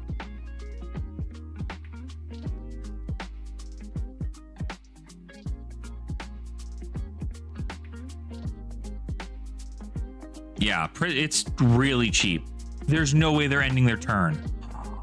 That's fucking huge, gang. That's so big for us. Are you kidding me? That's so big for us.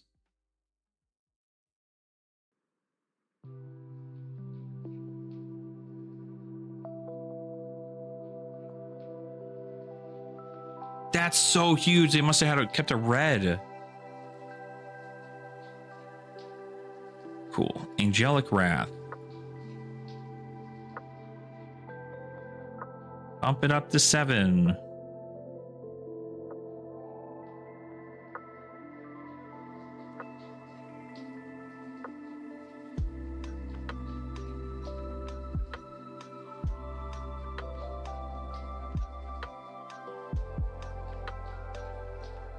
Let's get the Figment of War out.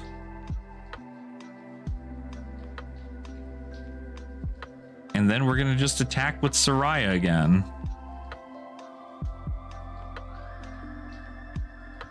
I am going to discard 2. Oh! Cinema. Cinema.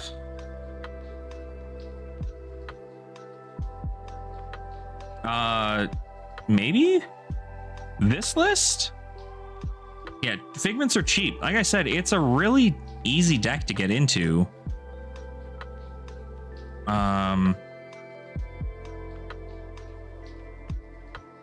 Keep that erudition down there too. Huge value.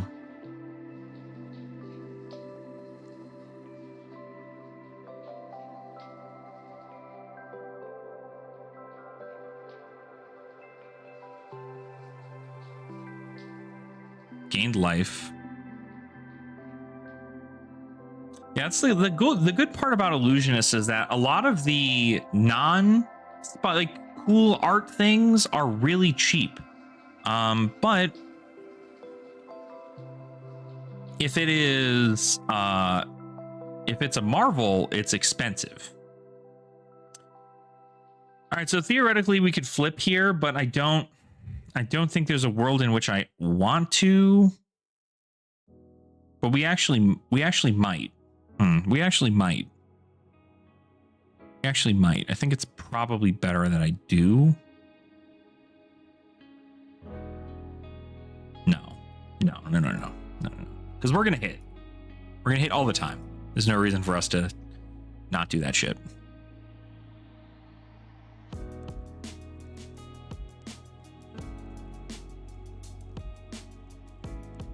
Downfall to this is they're gonna have to send their whole fucking hand at me for this, and I'm just gonna be able to flip, attack, and then send more damage.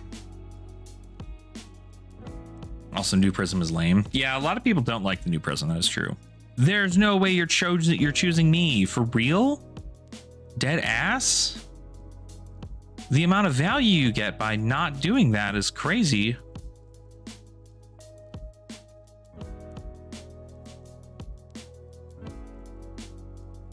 Do I just say no blocks? I mean, if I say no blocks, I lose my Soraya, right? So there's no real, like, good way to go about doing this. I'd much rather just, like, block it.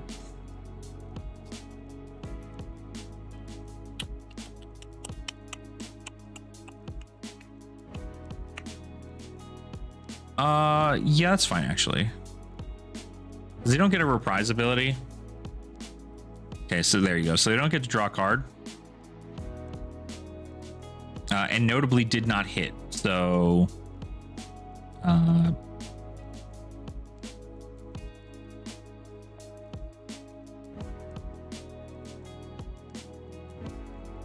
yeah, this person... I don't know that this person knows how to play into Prism, actually. Kind of crazy. Now we could send Erudition first, which we should just do.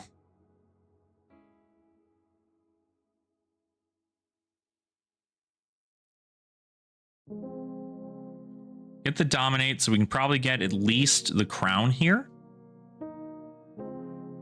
The other chest you use in the Aura game plan, yeah. Joshua also does play what do you call it?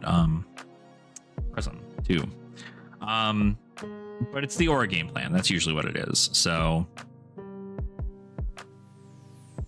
okay, you are giving me 5.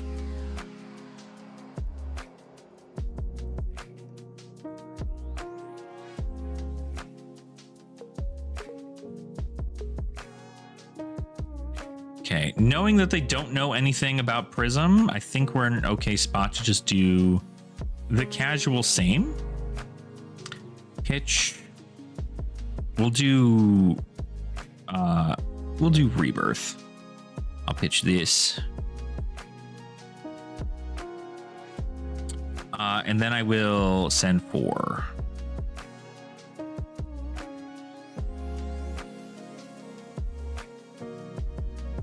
Okay, block 3.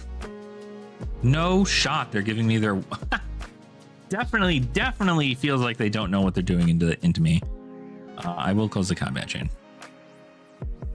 I will put this card into my arsenal. Okay. Let's see. Okay, now they're choosing Avalon as a target. They're undoing their target. Okay.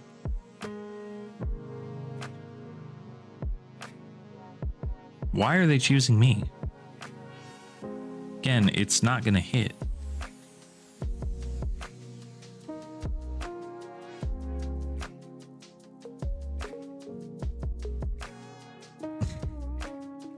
Cool.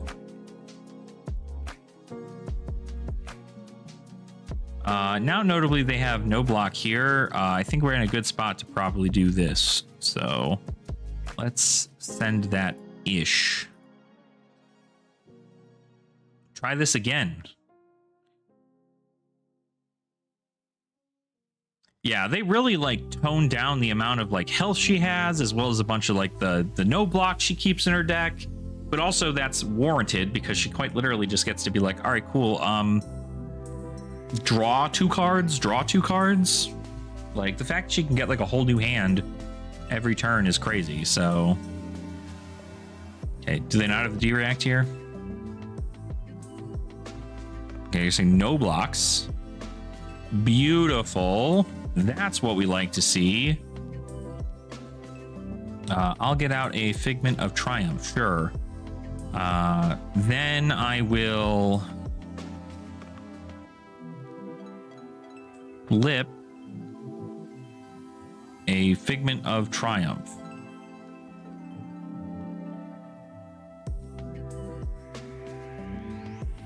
I will then swing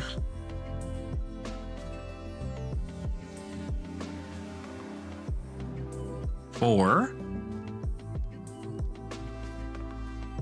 Does Prism do good into decks that don't like to block? Yeah, Wizards also notably because they get like Ward 4 on everything, which is pretty cool. I could just send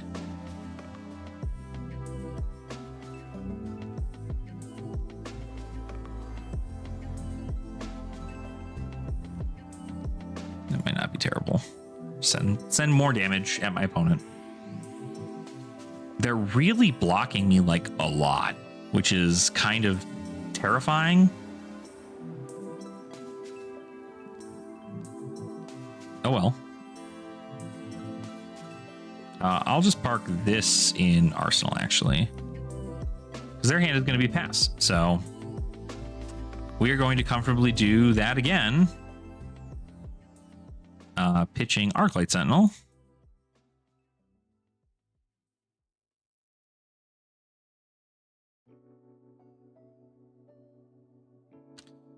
So they're just going to keep blocking.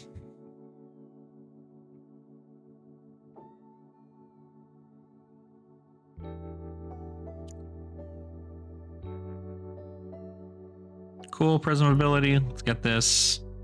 I won't choose to put a card face down. Theoretically, we probably should be starting to threaten war a little bit more here, but I mean, I'm curious if they're waiting for me to flip over something, you know what I mean? But they seem to not have the capability here. So I'm going to actually flip over Figment of Ravages, I think. Whoop. No, I don't want to close the combat chain. I then want to send a bop at them. Wait, did I send an angel? I forget. I don't know that I did. I think I flipped and I didn't do it. Dang it. Anything that doesn't have a lot of poppers, and Fang's just free. Yeah, there are a lot less poppers in the overall game. Oh, thank God. Such insane value. It's crazy.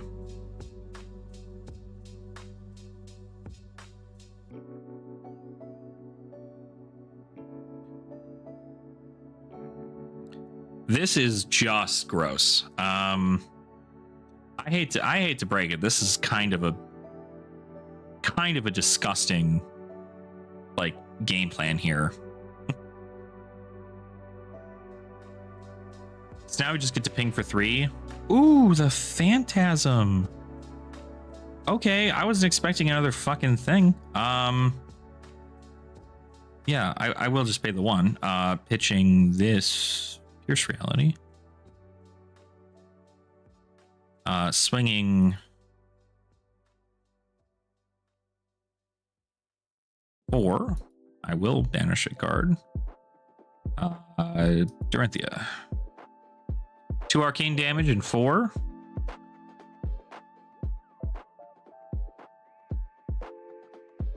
Some Cinder gets over you by flicking. I mean, flick knives is kind of important, but like notably, you get to make a decent amount of spectral shields, so sometimes that's not really as effective. I guess I can just send 4 more. Make use of the card in my hand, huh?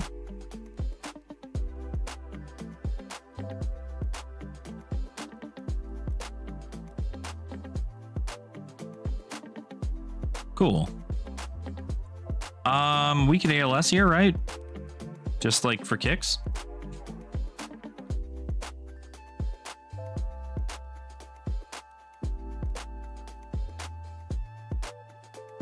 Huge. Huge for us.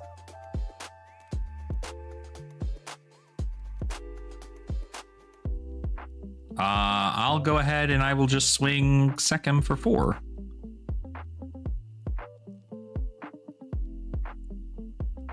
They're going to gain life. I'm curious what this build is. I've never seen this Dory build before. I've never seen Sigil of Solace in the deck before. Doesn't make any sense to me, but a Sink Below. Okay.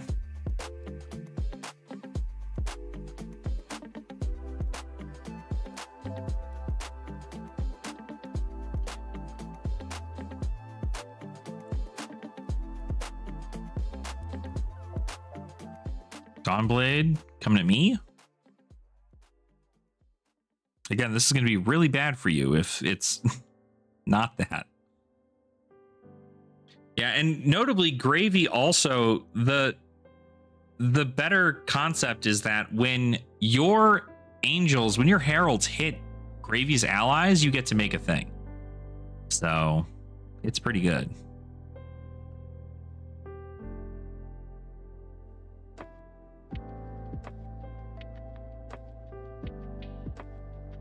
Okay, you get value there. They found a way to clear the allies.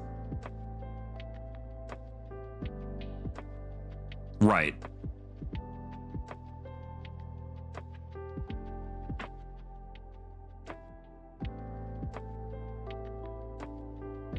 At me? No. Okay.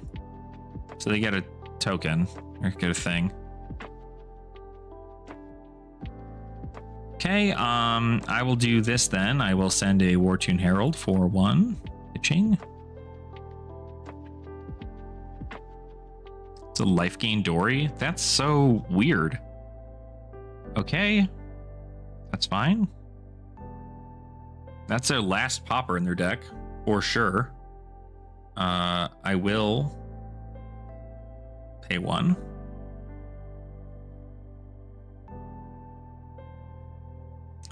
I will then send 5 more.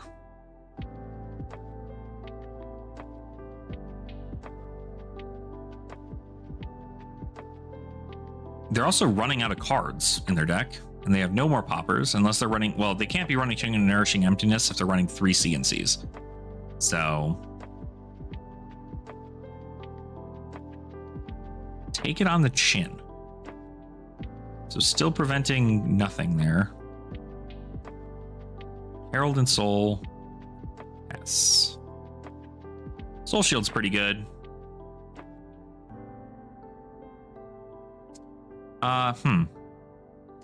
Is there a world and I just kind of let them do whatever?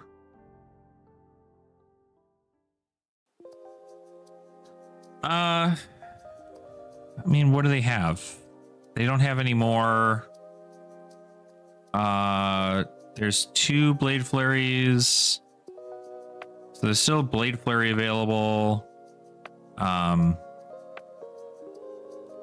Let's see. If there's a Blade Flurry available, this could pump it to 7.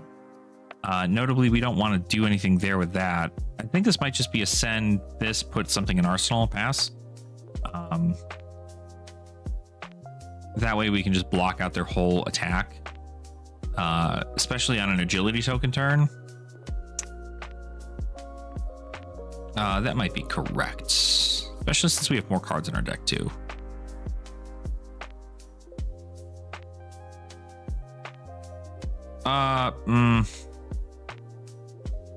Yeah.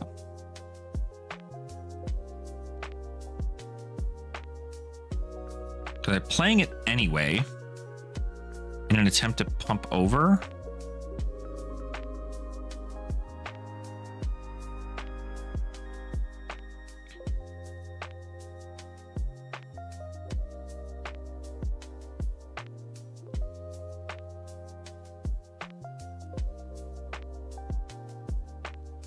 Okay, we'll just pass. Put this in Arsenal.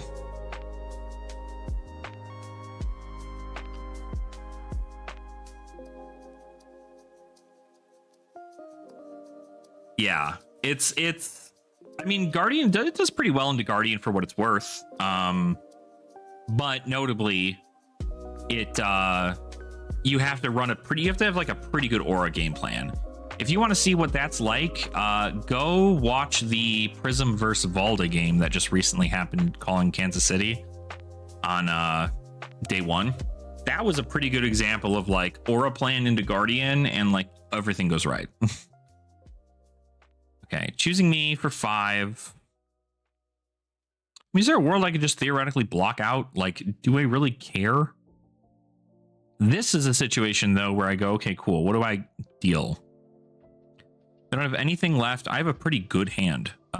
So I think I actually will just let this happen. Yeah. That was on the Flesh and Blood mainstream. Yeah.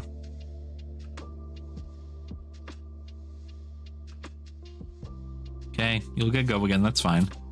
So you'll deal like 8 damage to me, get a counter.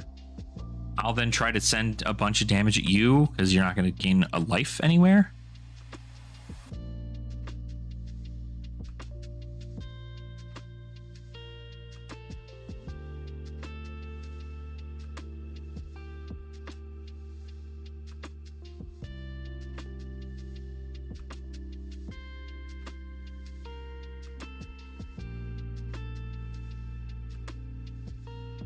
Okay. Sure. I'll take 4. I just don't think there's a world you win this, right? Good standout cards for auras. Merciful Retribution, Passing Mirage, Pierce Reality, Genesis. Those are the standouts, I would say.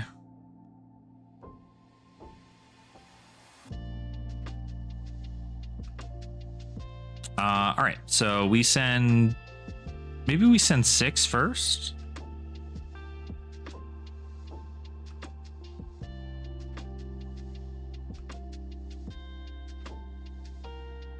And luckily, Figment of War is going to be kind of fun to flip because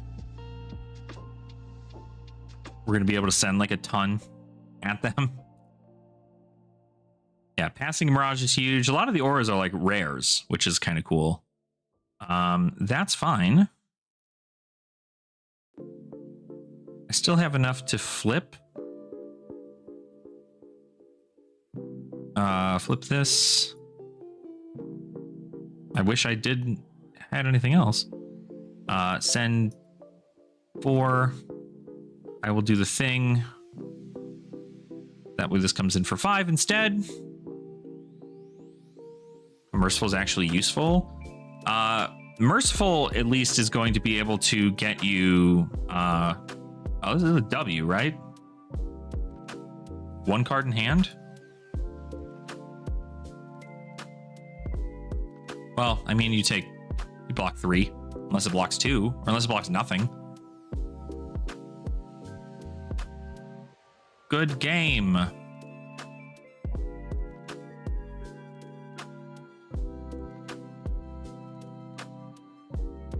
Hell yeah.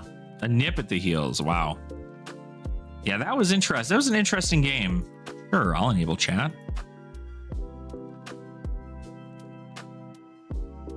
What an interesting match this was. I definitely think Harold plan was correct.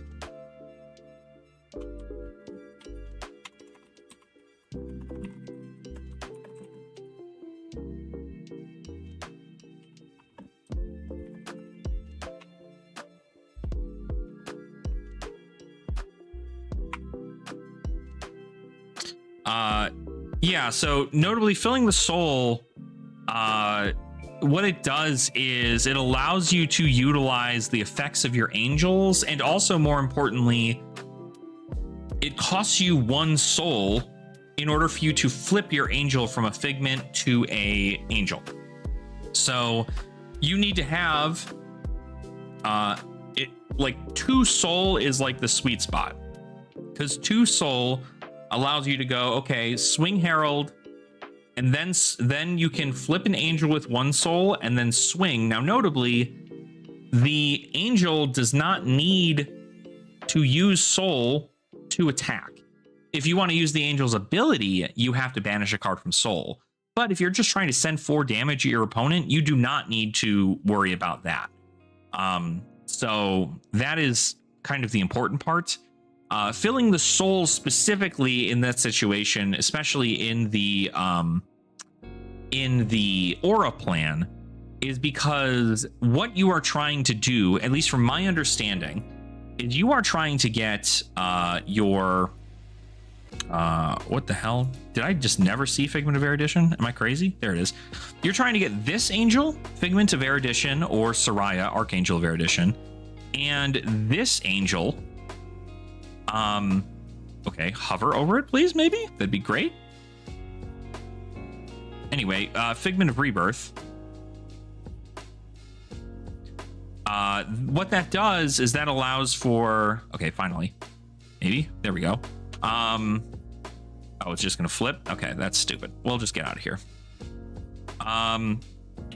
You are trying to utilize the abilities of the Figment of Erudition, which allows you to draw 2 cards when you banish a card from your soul, as well as the Figment of Rebirth, which allows you to banish a card from your soul, and then if you do, you put a yellow card from your graveyard on top of your deck. Effectively, what you want to do is with those 2 cards and also Genesis on the board, Genesis will fill your soul with a card at the beginning of your turn. You'll make a Spectral Shield, and you'll draw a card. Because it's going to be an Illusionist light card almost all the time. So you do that, you put that into your soul, you draw a card. Then you swing with Soraya. You swing with Erudition. And then... No. Is that right? You swing with Rebirth first. You put the card Arclight Sentinel from your graveyard on top of your deck. And you already have to... Yeah, exactly. You have to have a lot of soul in order to do this already. So like having like, I don't know, like 7 to 8 soul is like where you want to start doing the loop. Because effectively what you get to do in this situation is you get to then go, cool, put Arclight Sentinel on top with Figment of Rebirth. And then you are going to play Figment of Erudition. You're going to attack with Figment of Erudition. Figment of Erudition, when it attacks, you're going to banish another card from your soul. So you've only lost technically 1 soul this turn, because 1 soul went to one card went to your soul at the beginning of the turn, that card being Genesis. And then you drew a card, so you're net neutral on cards. Then you swing Rebirth, you put ALS back on top of your deck, and then you swing Erudition, because Rebirth will have go again.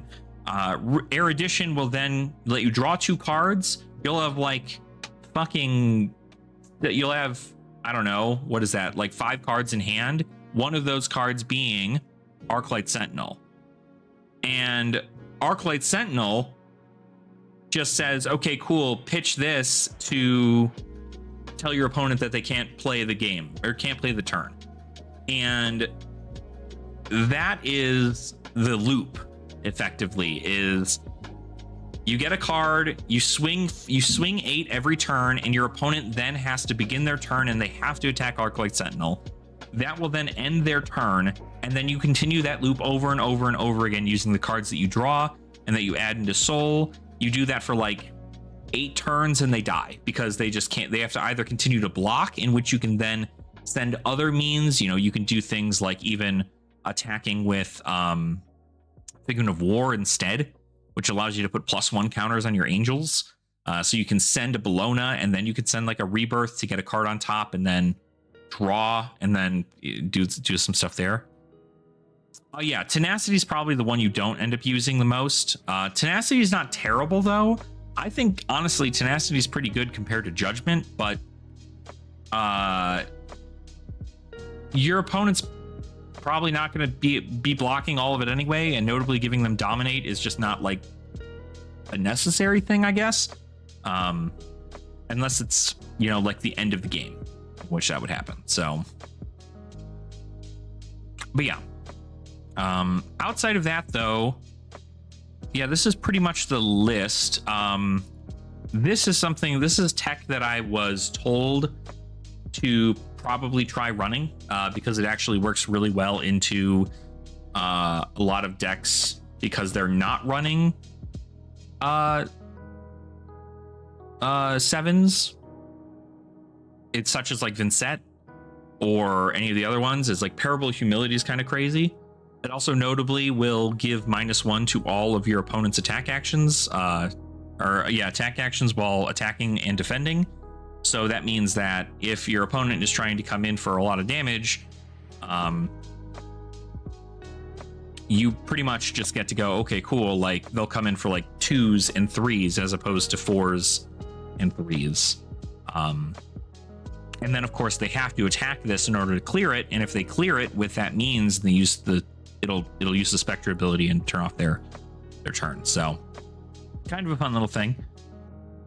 But yeah, so that's kind of the thing, is you want to you notably want to make sure that you are doing that, in which you are, an aura plan consists of these cards entering your deck, as well as these cards, the Passing Mirages, and then quite literally these soul shields and then all you got end up getting put into the deck.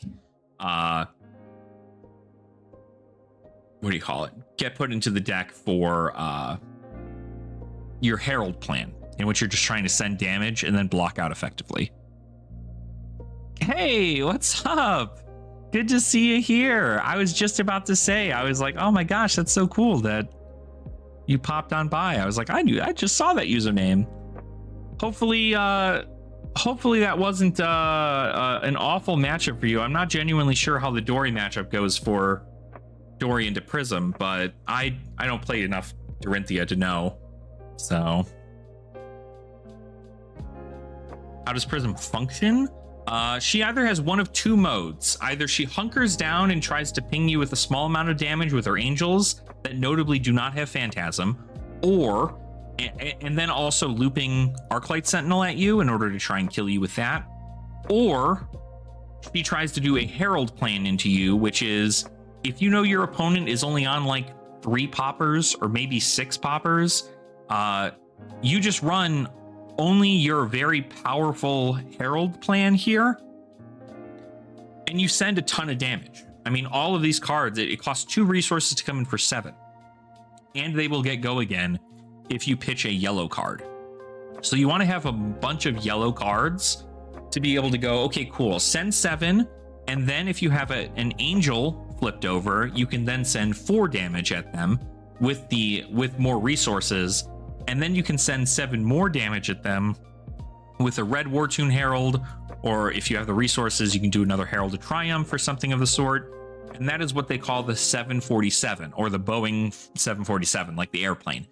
That's the trick, is that effectively your damage is going to be higher into decks that you do not that do not have poppers, because if a card with 6 or more power blocks any of these Phantasm cards, they will proceed to be popped or destroyed.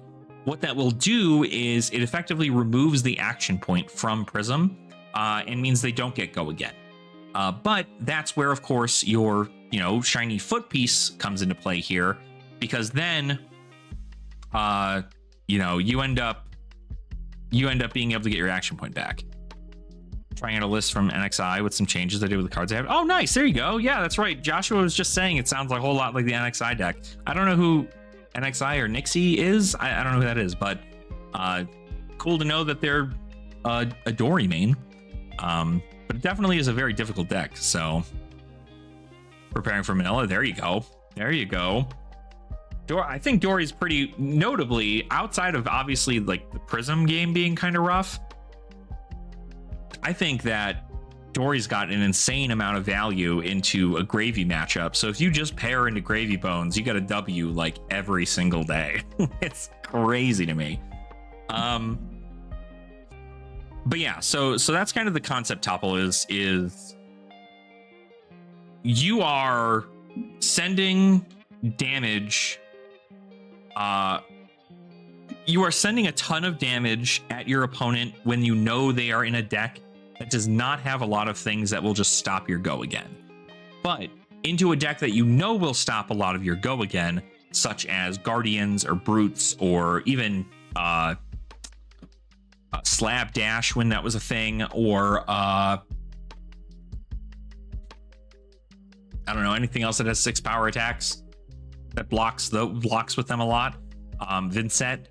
Sometimes the Aura Plan is just like better into them, because the Aura Plan allows you to set up defensively, set up your angels. Your opponent's probably only sending 1 big attack at you, and since they're only sending 1 big attack at you, your plan is to then focus on getting these angels out, and then also flip them and utilize their abilities, like utilizing their abilities and using Genesis and Merciful Retribution to get cards into your soul instead.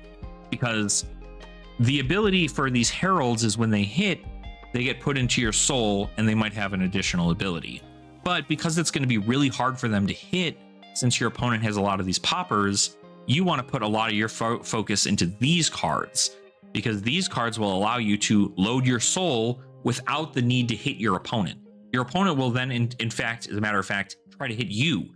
Because in this situation, if you send a herald at your opponent and they pop it, Merciful Retribution says, put that sucker into your soul and deal 1 arcane damage to your opponent. So you slowly ping them down. And then if it's a non-token light card, which in most cases it is, actually in all cases it will be, put it into your soul. So it goes into your soul. Then you also get the effect of the herald. So like with this Herald of Protection, even though it didn't hit, it still goes to your soul, and you still get the ability to create a Spectral Shield token off of a Herald of Protection, or you get the access to,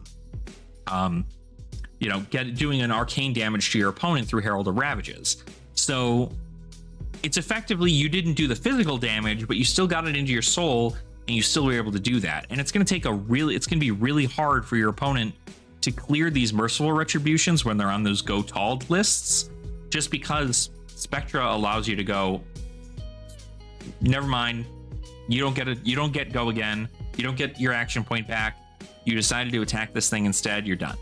So yeah,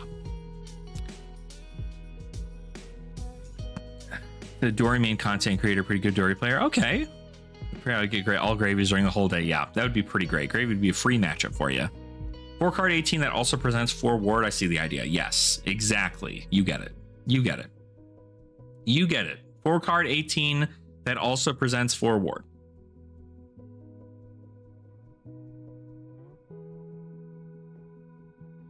He is the Dory main.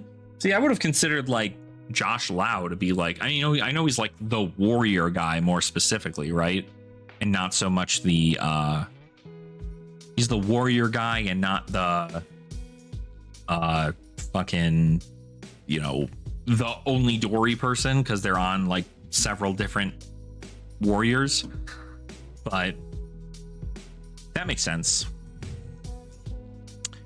Notably, and again, let me just keep you in mind to everybody who might be watching, who's trying to see what this deck looks like. This is without the Fableds. This deck is a whole whopping $262, about $290 after shipping. So, and this is like the only thing that needs to change from this is there needs to be a couple expensive fables in here instead to make it a bit stronger. And even still, not anything crazy. So, yeah, Whiplash for playing Prism. I was giving her a shot at least, so.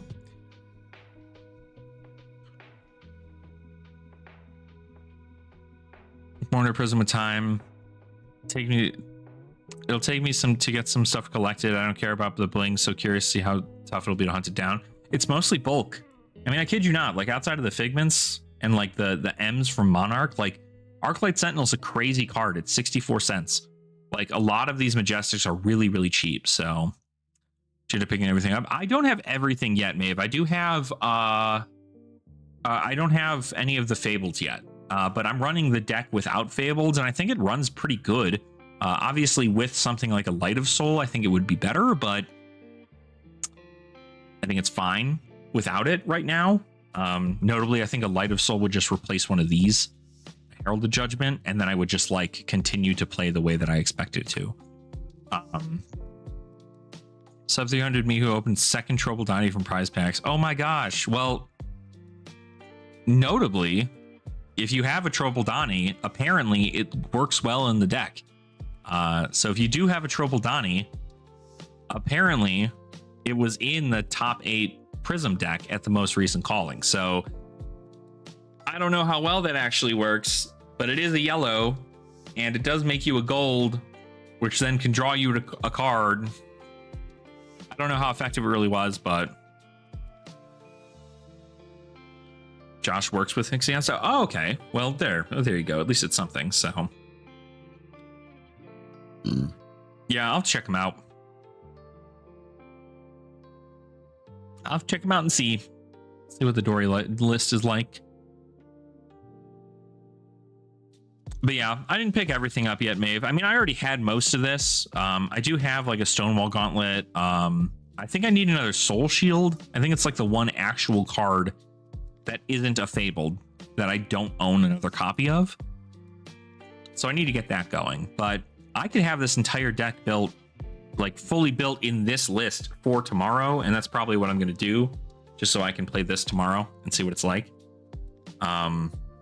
That's, you know, that's depending on how many people are going to be there tomorrow. I know a lot of people are driving back from Kansas City, so Joshua worries about. I see. Just a different kind of specialist, right? Same realm. 8 Figments. What do you mean boosting? What do you mean? I have 1, 2, 3, 4, 5, 6, 7. I have 7 Figments in here. I'm only running 7. So yeah, it's a 9-hour drive. Hopefully it's like a fine drive. Are y'all leaving tomorrow or are you leaving tonight? Light of Soul you just got? I'm thinking I might get it too, but I don't know. Because Dominate is cooked. Yeah, you think so? That's the thing. I thought about it too, but genuinely, I think I'd just run it instead of this one. Because I don't know that I really want the 8th Figment. But like, I mean, is there often times that you see that the Dominate comes into play like pretty heavily, or? Because I mean, don't get me wrong, I have the other Figment. I can just play them, but in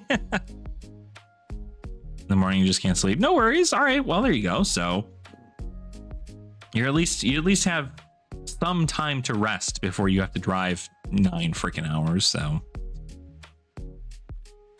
yeah, I mean, Prism's fun. I think Prism's a lot of fun for what it's worth. And notably, I think I'm going to be in talks with some people to get a library. Light of Soul is the next thing I'd probably end up getting. The only reason I'm getting a library is because I know the people, and it's signed apparently, so that's kind of cool.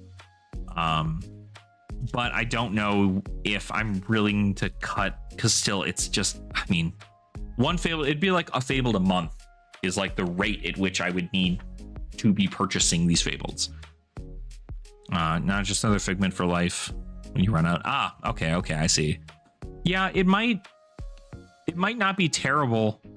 We don't see too much fatigue, I don't think. Most of the meta, at least here locally, is gravy, some form of aggro, or verdants. And that's it. So we don't see a whole lot in that regard. But I definitely have been... I think that this deck does pretty well into all of those things, like some form of aggro, but and by that I mean like Syndra, Phi, Slippy, all those. We don't really have any brute players, so I don't really have to run into brutes. Some people are playing around with Valda recently, and that's not terrible, but I think there's a lot of Dios too, so that's going to be kind of harder to do.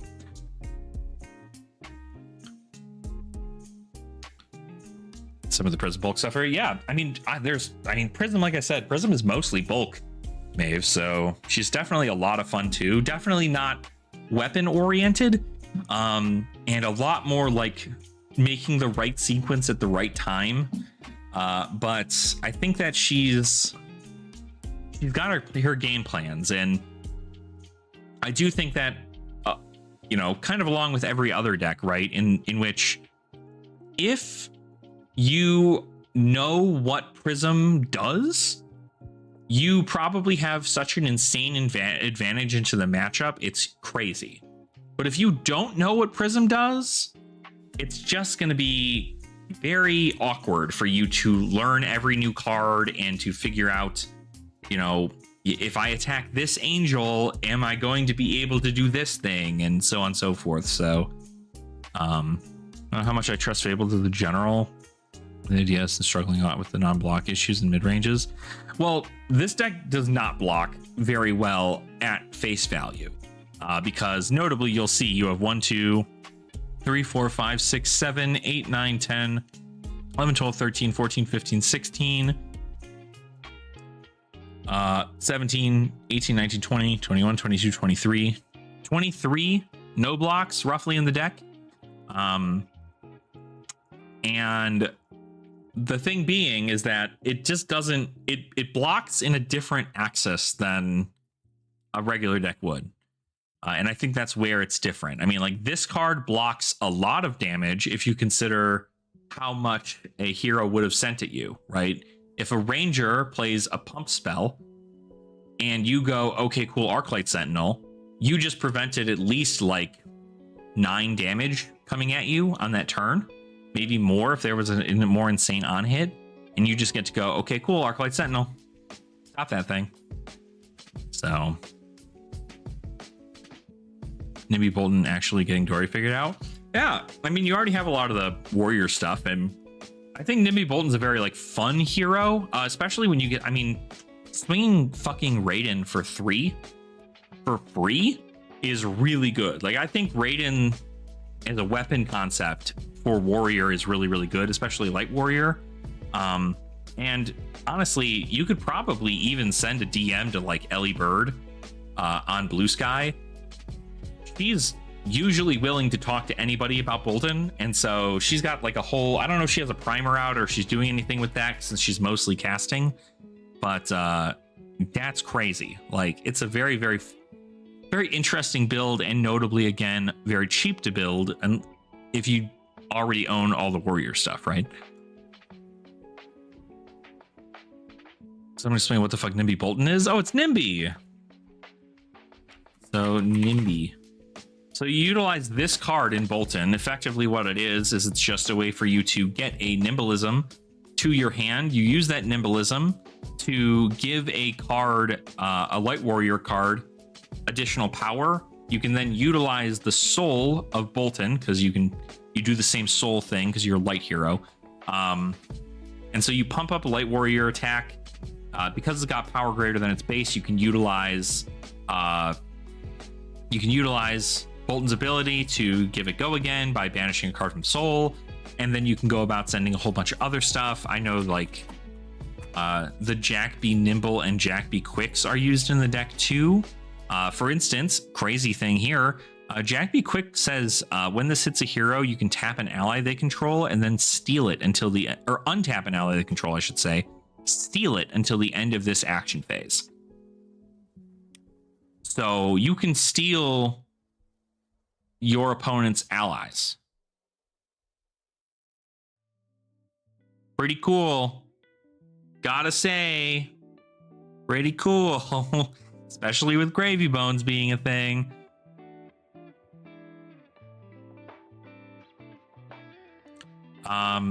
Yeah.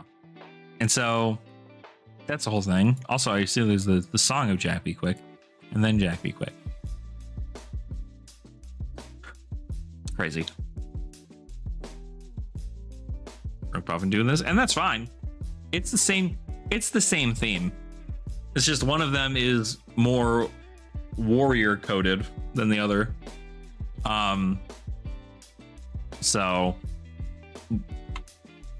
And then also, of course, like being able to give something go again with the fact that it's got more power greater than its base is really good. And giving these ones +1 go again when you banish a nimblism is nice. So that's pretty good. But like Bolton's just fun. I'm curious, what does a Bolton list look like right now? If we can find one. Yeah, see, it's crazy. Soul is not just the banish zone. So Soul actually goes behind your hero, or underneath your hero, more specifically. So that's usually where Soul goes. So, and then you can banish a card from your Soul to activate an ability. And Stu sent me, sure. I didn't even know Stu had a Bolton list. I know he does a lot of Dory stuff or a lot of warrior stuff. I don't know that he did. I didn't know that he did Bolton. I think you have light heroes. Ah, okay. I see. Yeah. So Soul is just a concept strictly for, it's a concept strictly for light heroes. No other heroes really utilize Soul. And so what the concept there is that you have to find a way for a card to enter into your Soul, and then you can use that Soul as an additional resource to get a beneficial effect of some kind, right? And so that is the concept of Soul in that realm there. So yeah. Oh, is it here? Let's check it. Let's check it.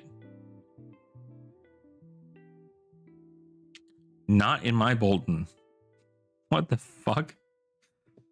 What the hell? Who set this up like this? These are all the things you're always running. Okay. Yeah, Nimby. Jack Be Quicks. Light the Ways. This card is so fucking good. This card's so good. I will never think this card is bad. I think this card is so good. Bolting Blade. Just awesome. Yeah. This sounds pretty stock standard to me. I also notably have most of this if you wish to build Bolton. I definitely have all the commons and the rares. I do think I have Beacons of Victory, and I'm pretty sure I have Bolting Blades. I think I'm keeping the Celestial Cataclysms, but questioning how does this work? So I would imagine most of it works exactly like this. You're going to play a Nimblism. You're then going to play an Engulfing Light of some sort, right? Then if you have Soul already, you're going to banish a card from Bolton Soul to give this 6 power go again. When it hits, it's going to go into your Soul if you've decided to charge. Notably, you can charge. Charging is pretty good because that means that if you charge this turn, when this hits, you put into your hero's Soul. So this will come in for 6. It hits. It goes into your hero's Soul, and then you can play a card like Jack Be Quick for 0. You can banish that Nimblism that you put into your graveyard with that there. Send a 0 for 4 with Go Again, and then you can send a you can banish 3 more cards from your soul to send 7 go again, and then you can pitch, or then you can attack with Raiden for 3 go, or 3 at its base value. So that's if you have like a lot of soul, right? But notably, it's send a big power attack, charging, because you want to charge at least once every turn. Then send a follow-up go again attack. Then send a very big attack or send Raiden. Yes. Yeah, because like a card in your hand is mostly going to go into your soul. Also, notably, you have cards like... Wait a minute. Yeah, you have cards like this. Lumina Ascension's kind of insane. If you got caught on a Lumina Ascension turn, it's kind of the most insane shit. Effectively, what this says is, until the end of your turn, weapons you control get +1, and when this hits, reveal the top card of your deck. If it's a light card, put it into your hero's soul and gain 1 life. Otherwise, put it at the bottom of your deck. And if you charge this turn, which you normally would, you may attack an additional time with each weapon you control. Which means that as long as you have the soul, most of this deck is send small little stuff and attempt to charge soul as much as possible with the charge abilities on the cards like Beaming of Bravado, Bolt of Courage, Engulfing Light. Get cards into your hero's soul using the charge ability. Then when you have enough soul, somewhere between like 7 or so, and you're able to get something like this out on the board, you can literally go ahead and just play double Lumina Ascension, play Via the Vanguard, banish a whole bunch of shit, and swing your weapon 3 times with a charge of, I don't know, goddamn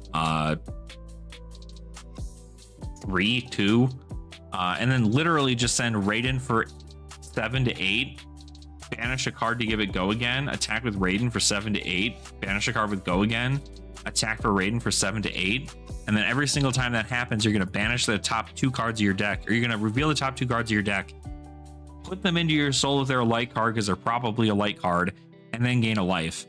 So you're going to gain like 6 life and deal, I don't know, what is that, 24 damage? So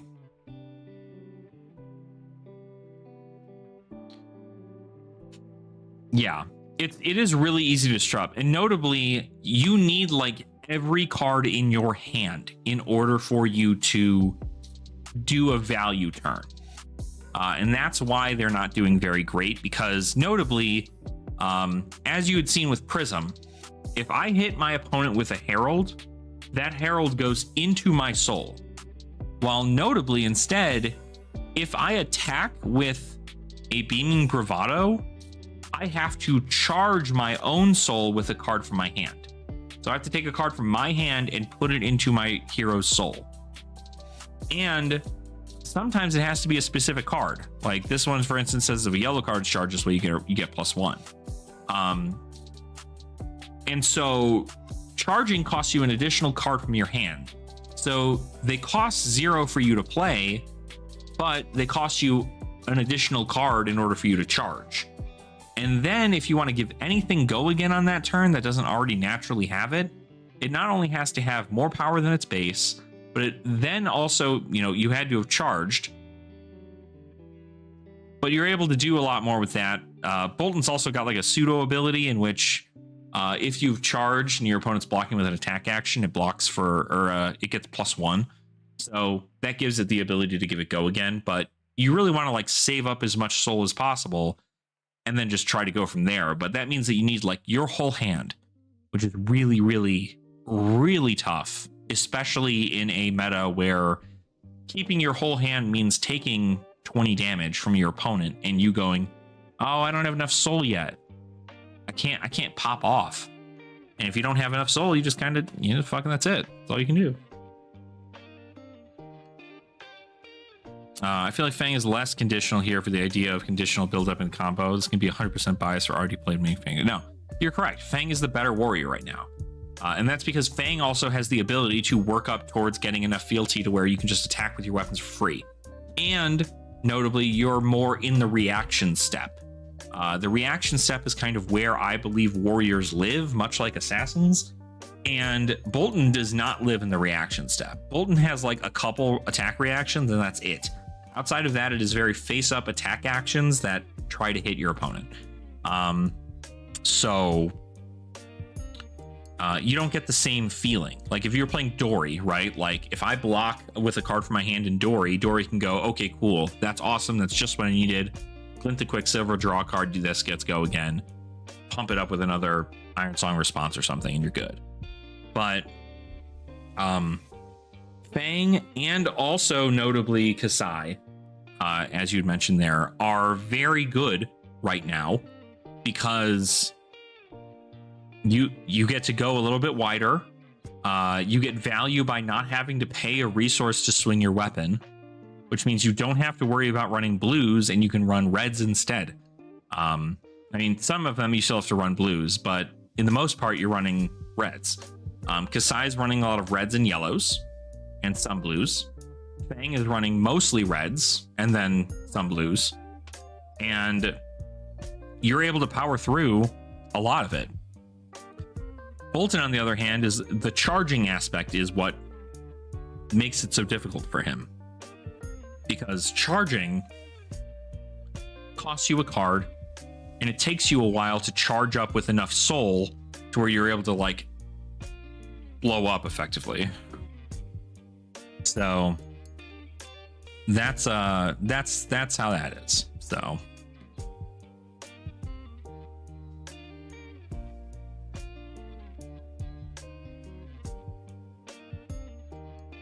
Nimby Bolton.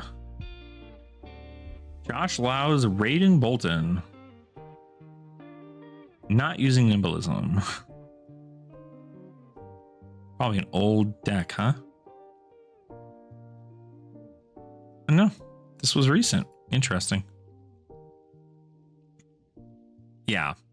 There's a lot of like intricacies where other warriors don't have to pay nearly any resources to give things go again or to pump up their attack. Bolton has to give like 2 cards to be able to do that, and they don't even like do anything. It just, all it says is now you have the opportunity to do something like that should you want to do it. And most of your opponents just get to go, okay, cool. Again, you have to have a whole hand. So if somebody plays Bonds of Agony into you and you lose even 1 card from your hand, let alone 2, let alone you block with 1 card and they get over and they get another card out of your hand, you do nothing as Bolton. Nothing. There's nothing you can do into Bolton in that situation besides literally play an attack action and charge your hero's soul. That's it. So when it's so easy to disrupt your opponent's hand in this format right now, it's really hard. Jarl also kind of like hella fucks over this hero because while there's a lot of yellows, most of your power is in your reds. And if you need to pay even 1 additional resource for somebody's stuff, you're not ever going to have that happen. It's never going to work. It's literally just never going to work. So try to get Bolton to hell. I mean, hey, even if you can get some points on him, not bad. Again, there's a cool way. There's a cool thing to do with Bolton where you can just like play Centauri Saber combo Bolton. That's still pretty weird.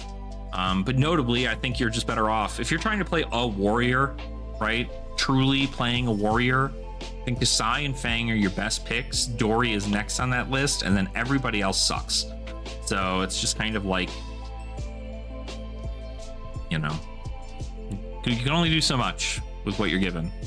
So, but yeah. So notably, cool thing, 2 for 2 on on this now, which is kind of neat. So love to see that.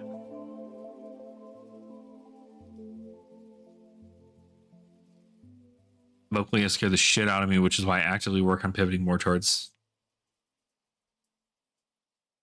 XR12, Y12, B-list. Ah, I see. I mean, Jarl's not that bad, honestly. The fact that it's really just about catching them, right? Again, like if you can provide enough disruption against a Jarl, you're in a pretty good spot. You have to know when you can take hits, when not. If you get Oakenold, it's like whatever. You're gonna lose stuff, so just like block, right? I tend to block on Oakenold turns as much as I can, just because like, yeah.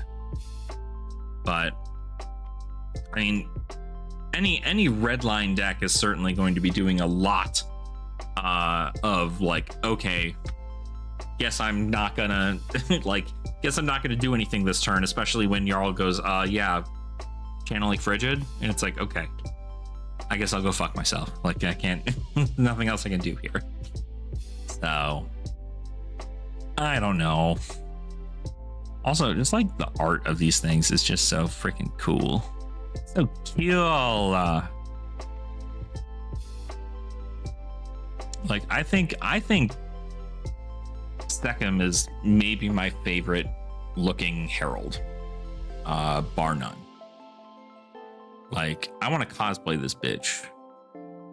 She's crazy.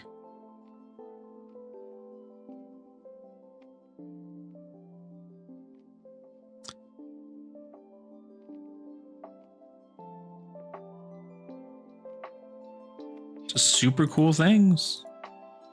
Deck filled with women. What can I say? Pretty good. But yeah, Prism's not bad. I think I'm gonna try updating the Prism list, making sure that I'm able to play her at the level I would like. I don't know that I have it in me for one more game. I think we might just vibe and chat for like the next like 30 minutes if that's cool. Are you guys cool with that? We can chit chat about metas and things. Then I gotta go to bed because I'm tired. I'm big eepy. There's a bunch of Frostbite. Good luck. Yeah. I mean, at least in Zen, right? Like Zen, you're running a lot of blues, so you have an answer for that. That's like the benefit. That's why I think MST heroes were so good, is not because they were like, oh, there's some meta defining crazy thing. It's just that like they took the resource card, which notably is supposed to have less power, and then they made it the same power, if not more, than the red version of what it would be. And that is what made them strong in general.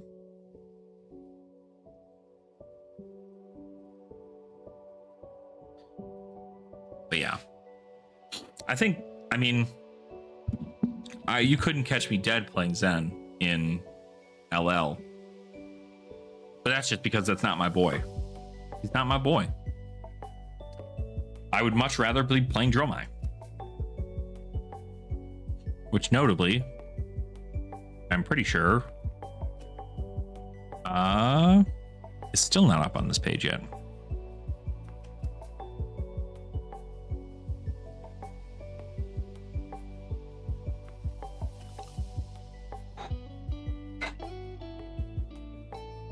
Oh god, shit. Off 2 turns, 2 cards in hand, 1 arsenal. Oh yeah, you don't need a lot. You do not need your whole hand in order to go crazy with Zen.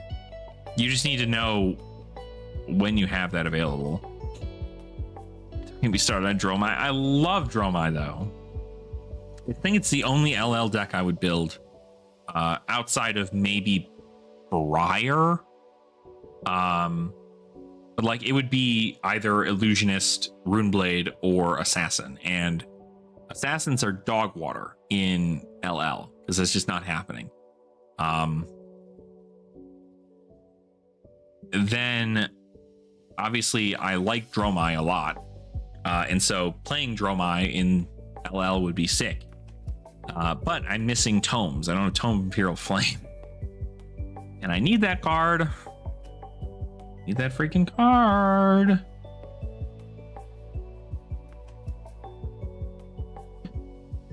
Still don't. I mean, they can't be that expensive, right? Tome of Imperial Flame. Tell you how the best match of the entire weekend was for sure. Yeah. At $25. Felt like the biggest scam for me. Yeah.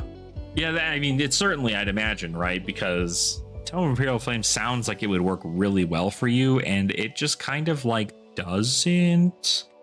Well, I don't know. I would see Tome working in Fang, but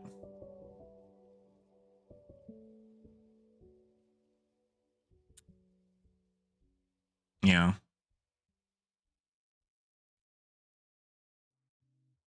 True. Perforate does let you draw a card. That is true.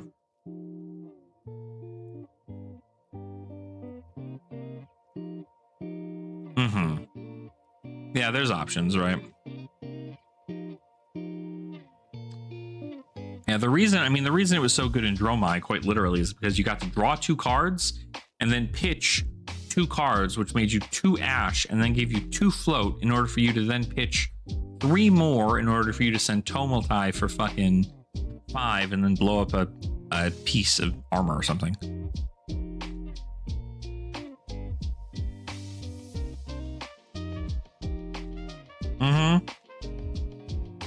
Yeah. There's a lot of value. There's a lot of better value in other things too. Literally, I think the dude said his deck was almost $400. That's pretty cheap for a Dromai list. Most of it's probably in this. And like maybe the Marvel Dragons, right? Because I can't believe. Let's actually just check, right? We're gonna go off Jude's list. Is it on Fab? It's not on Fab, right? What am I talking about? fabtcg.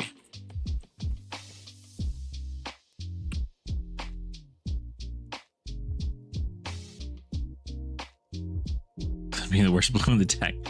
It's, I mean, it's the fact you have to run a blue at all, right?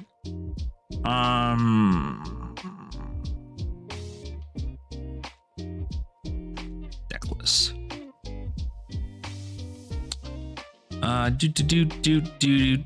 Do.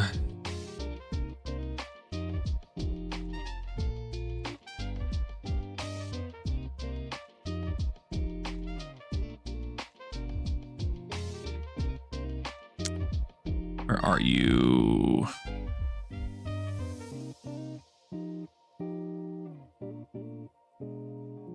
There you are.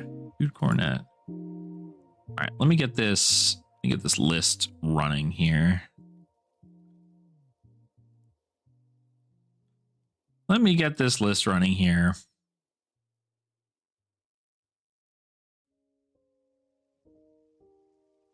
create a list. Make it Living Legend. We'll do last Illusionist. Oh my. Deck name is From the Ashes. Because why not? Because we're cringe.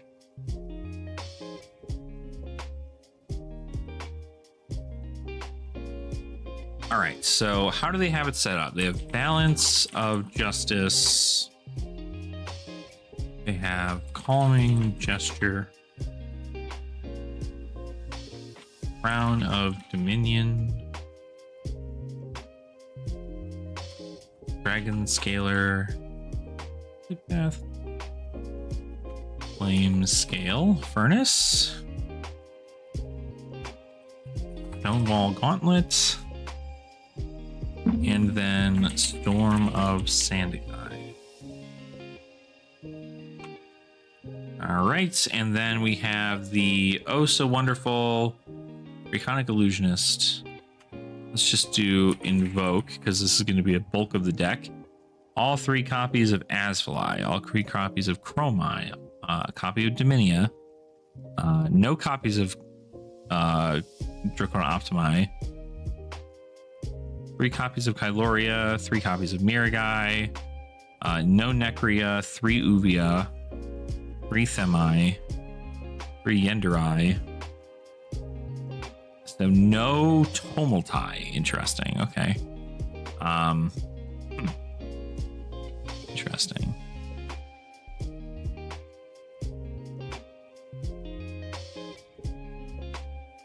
So Blaze Headlong. Blaze, Headlong, burn them all. CNC, which is crazy. Did not think this was going to be in there. Dust Up. This is my favorite card in the deck. Is Dust Up. Card's crazy as hell. Enlightened. How about we spell Enlighten right, huh? Light. Holy Lightened. 2 Essence of Ancestry Body. Essence.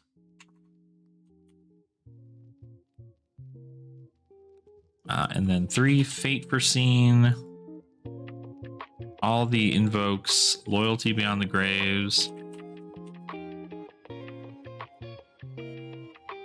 Oath of Loyalty. We're right here. Break the Embers. Ravenous. Rabble. 2 Sand Cover.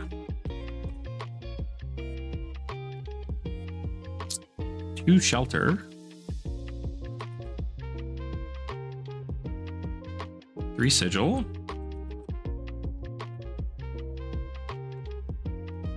3 Sink. 2 Weakest Link. Interesting.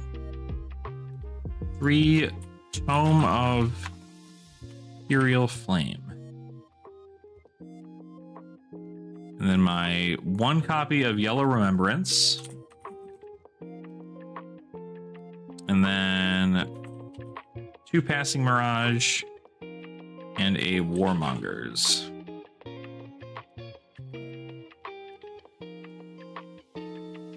That's the deck.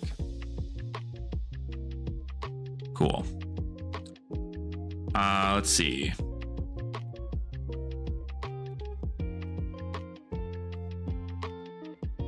Major Dragons pink for 1 Arcane was the perfect timing to pop Zen State. Oh, burn them all? Yeah, burn them all will do that. That's pretty good. I think with 2 through Dragons and CNC is really, yeah, it's pretty good. Can probably run for a whole hour and how Fang is so close to being a finished deck. We were just missing like 2 cards. I mean, Fang did pretty well in the calling for what it's worth. I think it just, every hero does that. I mean, you can talk to any Vincent player and they're going to say the same thing. Vincent does incredibly well. But the second she goes into one of her bad matchups, it's just Jover from there. Like, you just cannot win. And it's like, okay, cool. I'll fucking die. Like, I can't do anything about it.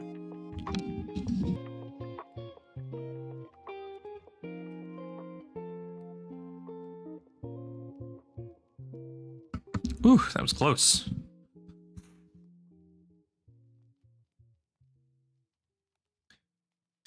Yeah, exactly. I mean, like, that's the thing with card games, though. Like, card games are just, everybody's always going to have some kind of complaint about something. You know, I have, as much as I am happy that the hero's doing well, I think I feel incredibly hopeless when I go against an Acilio player and they actually get the combo. Because normally there are ways for you to like break the combo or something of the sort. And the only way for you to break the combo is that your opponent draws bad. Otherwise you just die. You just get blown to shit. Which sucks a lot. And notably pretty fucking bad. But they have auto losses just like everybody else does. I mean, Dio just like rocks their face.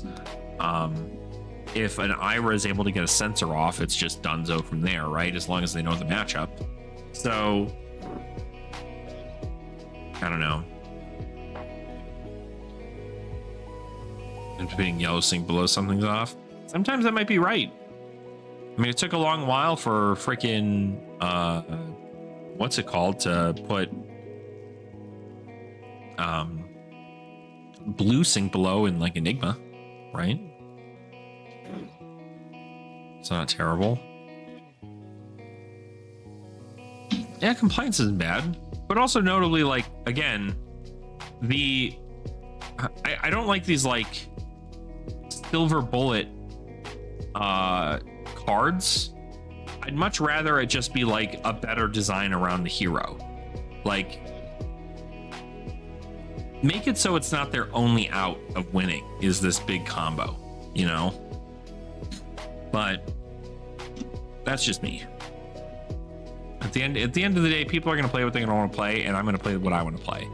You know, when I play as an assassin into like a fucking you know, a Syndra or something, right? Or when I play assassin into really anybody, right? I think anybody has a problem with assassin right now. It's just like, oh, they don't like assassin because like ripping cards from my hand seems illegal and bad. And it's like, I'm gonna keep playing it though, you know, like, you know, at the end of the day, like, I want you to have a good experience playing the game, but I'm also really enjoy this hero, and I've also put money into playing this hero, and also the hero is doing really well right now, and I play them very well. So why would I stop? Like, why would I stop doing that? Strictly because, oh, somebody doesn't like that assassin's played this way. Like, I don't know what to tell you, bud. It's just, it's just not gonna be helpful for you. I think there's a world in which obviously this gets taken out, these get taken out, these will get taken out probably, and then we have 67 cards. We need 60 cards. These will get taken out. Maybe the D-reacts get taken out too. Don't need so many. Yeah, that looks fine. Maybe actually keep these in and these out. That tracks.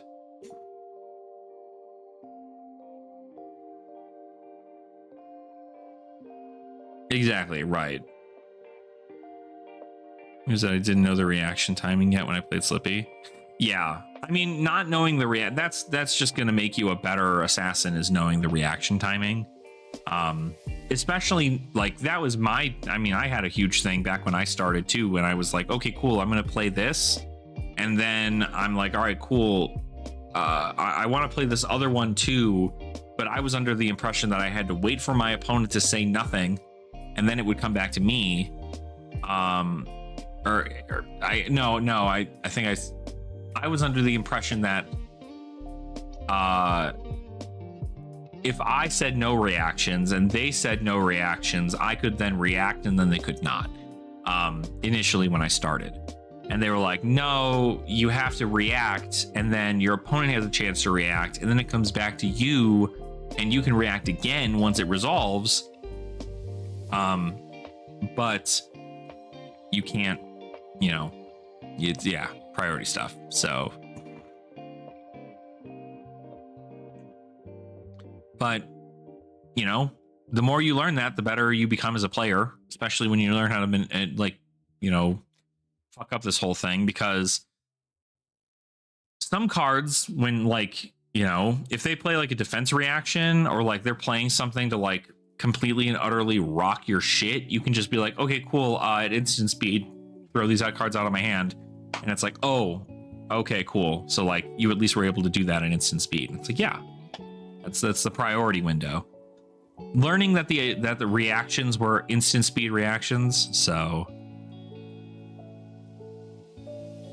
but yeah.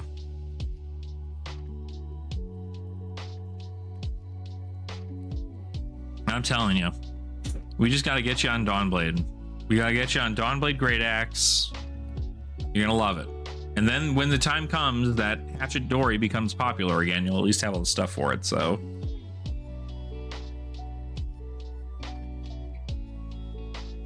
say dual threat in a deck period. You can play dual threat in freaking Ira for sure.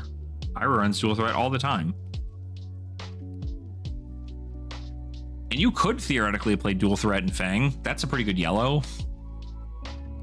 But like, you'd have to attack with a weapon, give it go again, attack with a non-attack action, play dual threat, attack with it, or not attack, attack with an attack action again, and then attack with a weapon again. So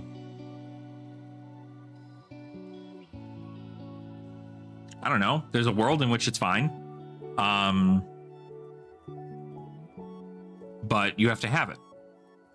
And I think Fang works pretty well without it right now. Especially since they're able to present a ton of damage. Like, damage is not their problem. It's disruption is their problem. And so they need to have a way where it's like, you know, if you block with this piece of armor, your next dagger attack costs 1 less or something. That would be crazy.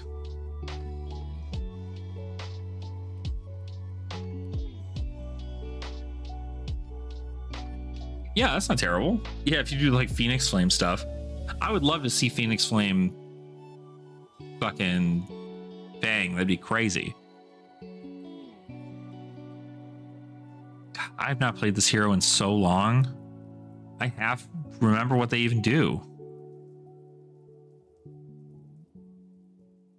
Wonder if I still got it. Also, notably, this is a $1,300 deck. Good God.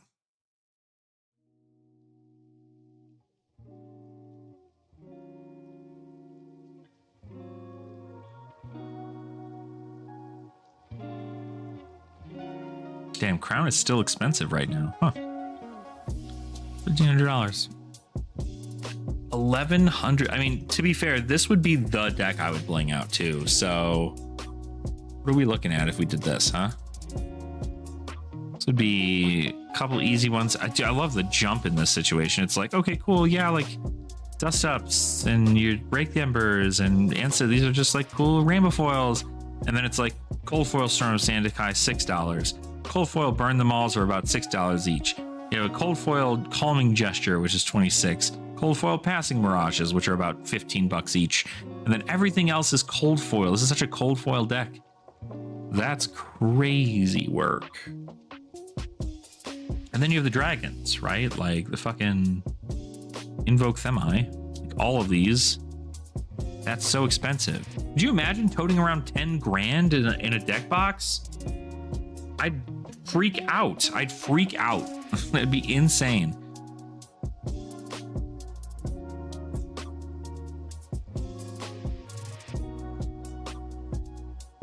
Yeah. It's huge. I mean, this is crazy as hell.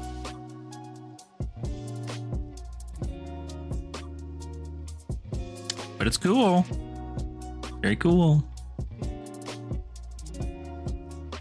Loyalty Beyond the Grave has been a huge question for when can I actually play it and when I feel like it's worth it. I'd imagine you'd probably just end up playing it into like the same matches you play Smoke Out into, right? Or like maybe you're trying to get on the offensive and you're probably playing it into like those offensive decks, like Jarl and Guardian stuff.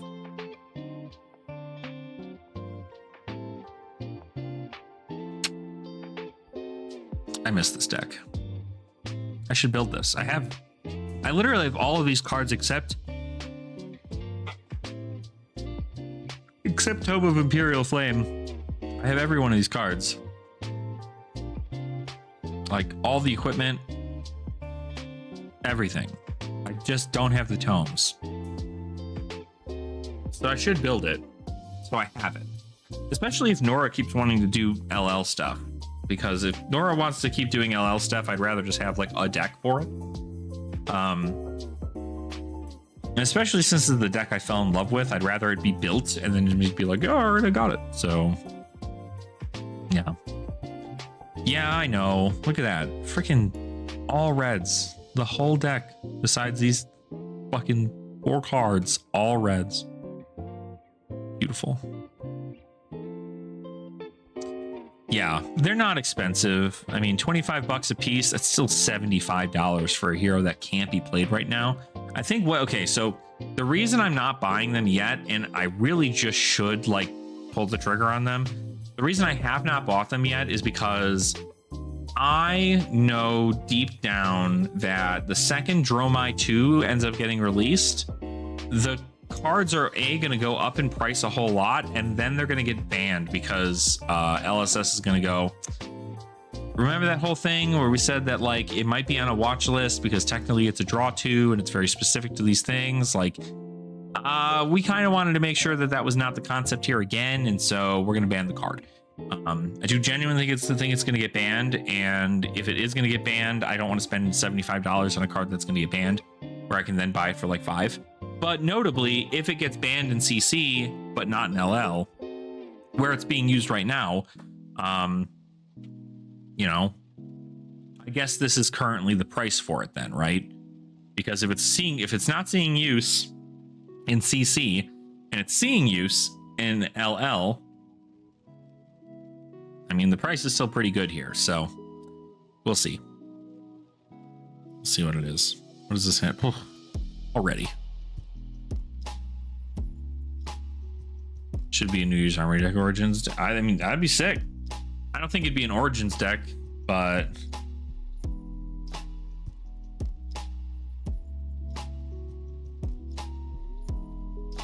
I don't think it's an Origins deck. It could get an Armory deck for sure. I don't think it'll be an Origins deck.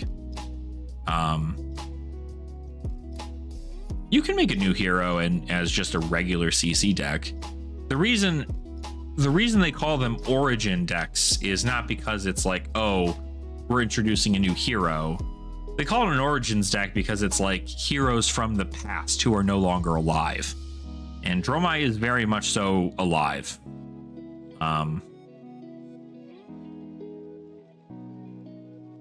Like 5 Dromai decks in that event. Yeah. Oh, I bet. I mean, she's not only like one of the most popular heroes, but also is just good. I mean, like, her aggression is insane. She's able to get all these dragons on the board. She's just got it. She's got a ton of value. So, yeah. I mean, maybe I'll just figure it out. Purchase these. See if anybody's got them. I mean, to be fair, I built the list the same way that I would normally. But I never, even when these were legal in CC, I never ran them. And I still won armories with it. I might just play like Plunder Run or something is instead of these right now. Hold on one sec. I'll be right back.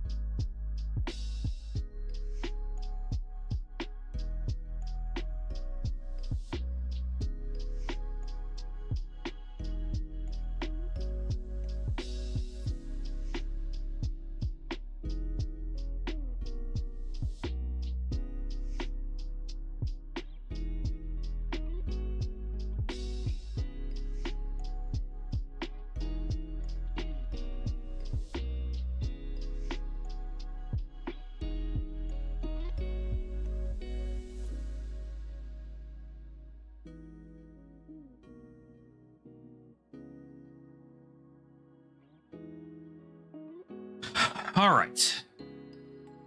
Yeah, Plunder Run might be the case there too. So, what in the world?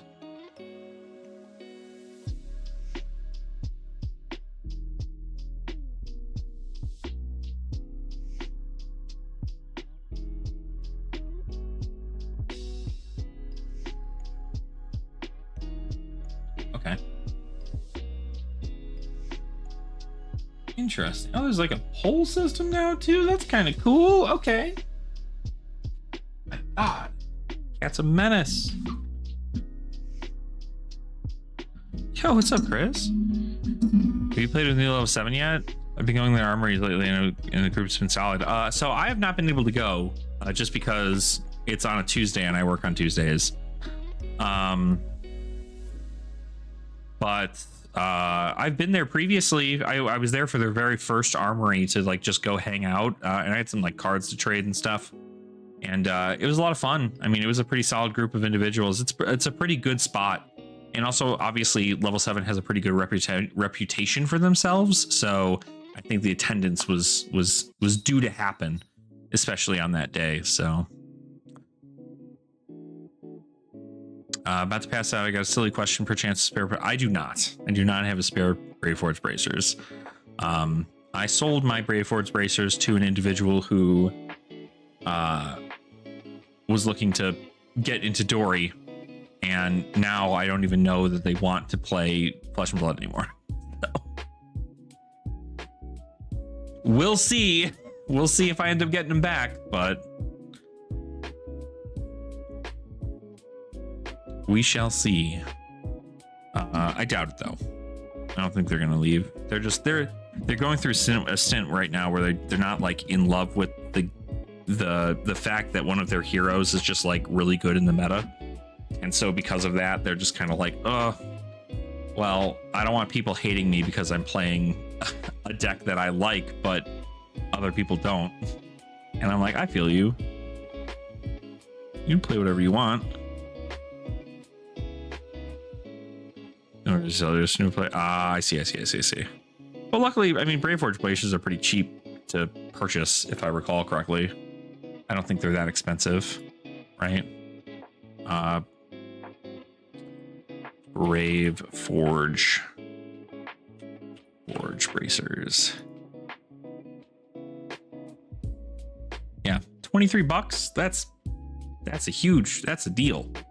I might even buy my a copy again.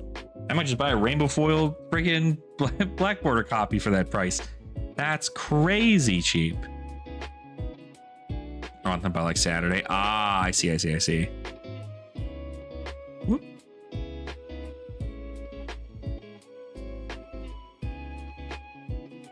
Might try to doze off for a bit as well. All right, sounds good, Maeve. Well, I think maybe it'll probably be time that we just call it here. We've been live for about 3 hours.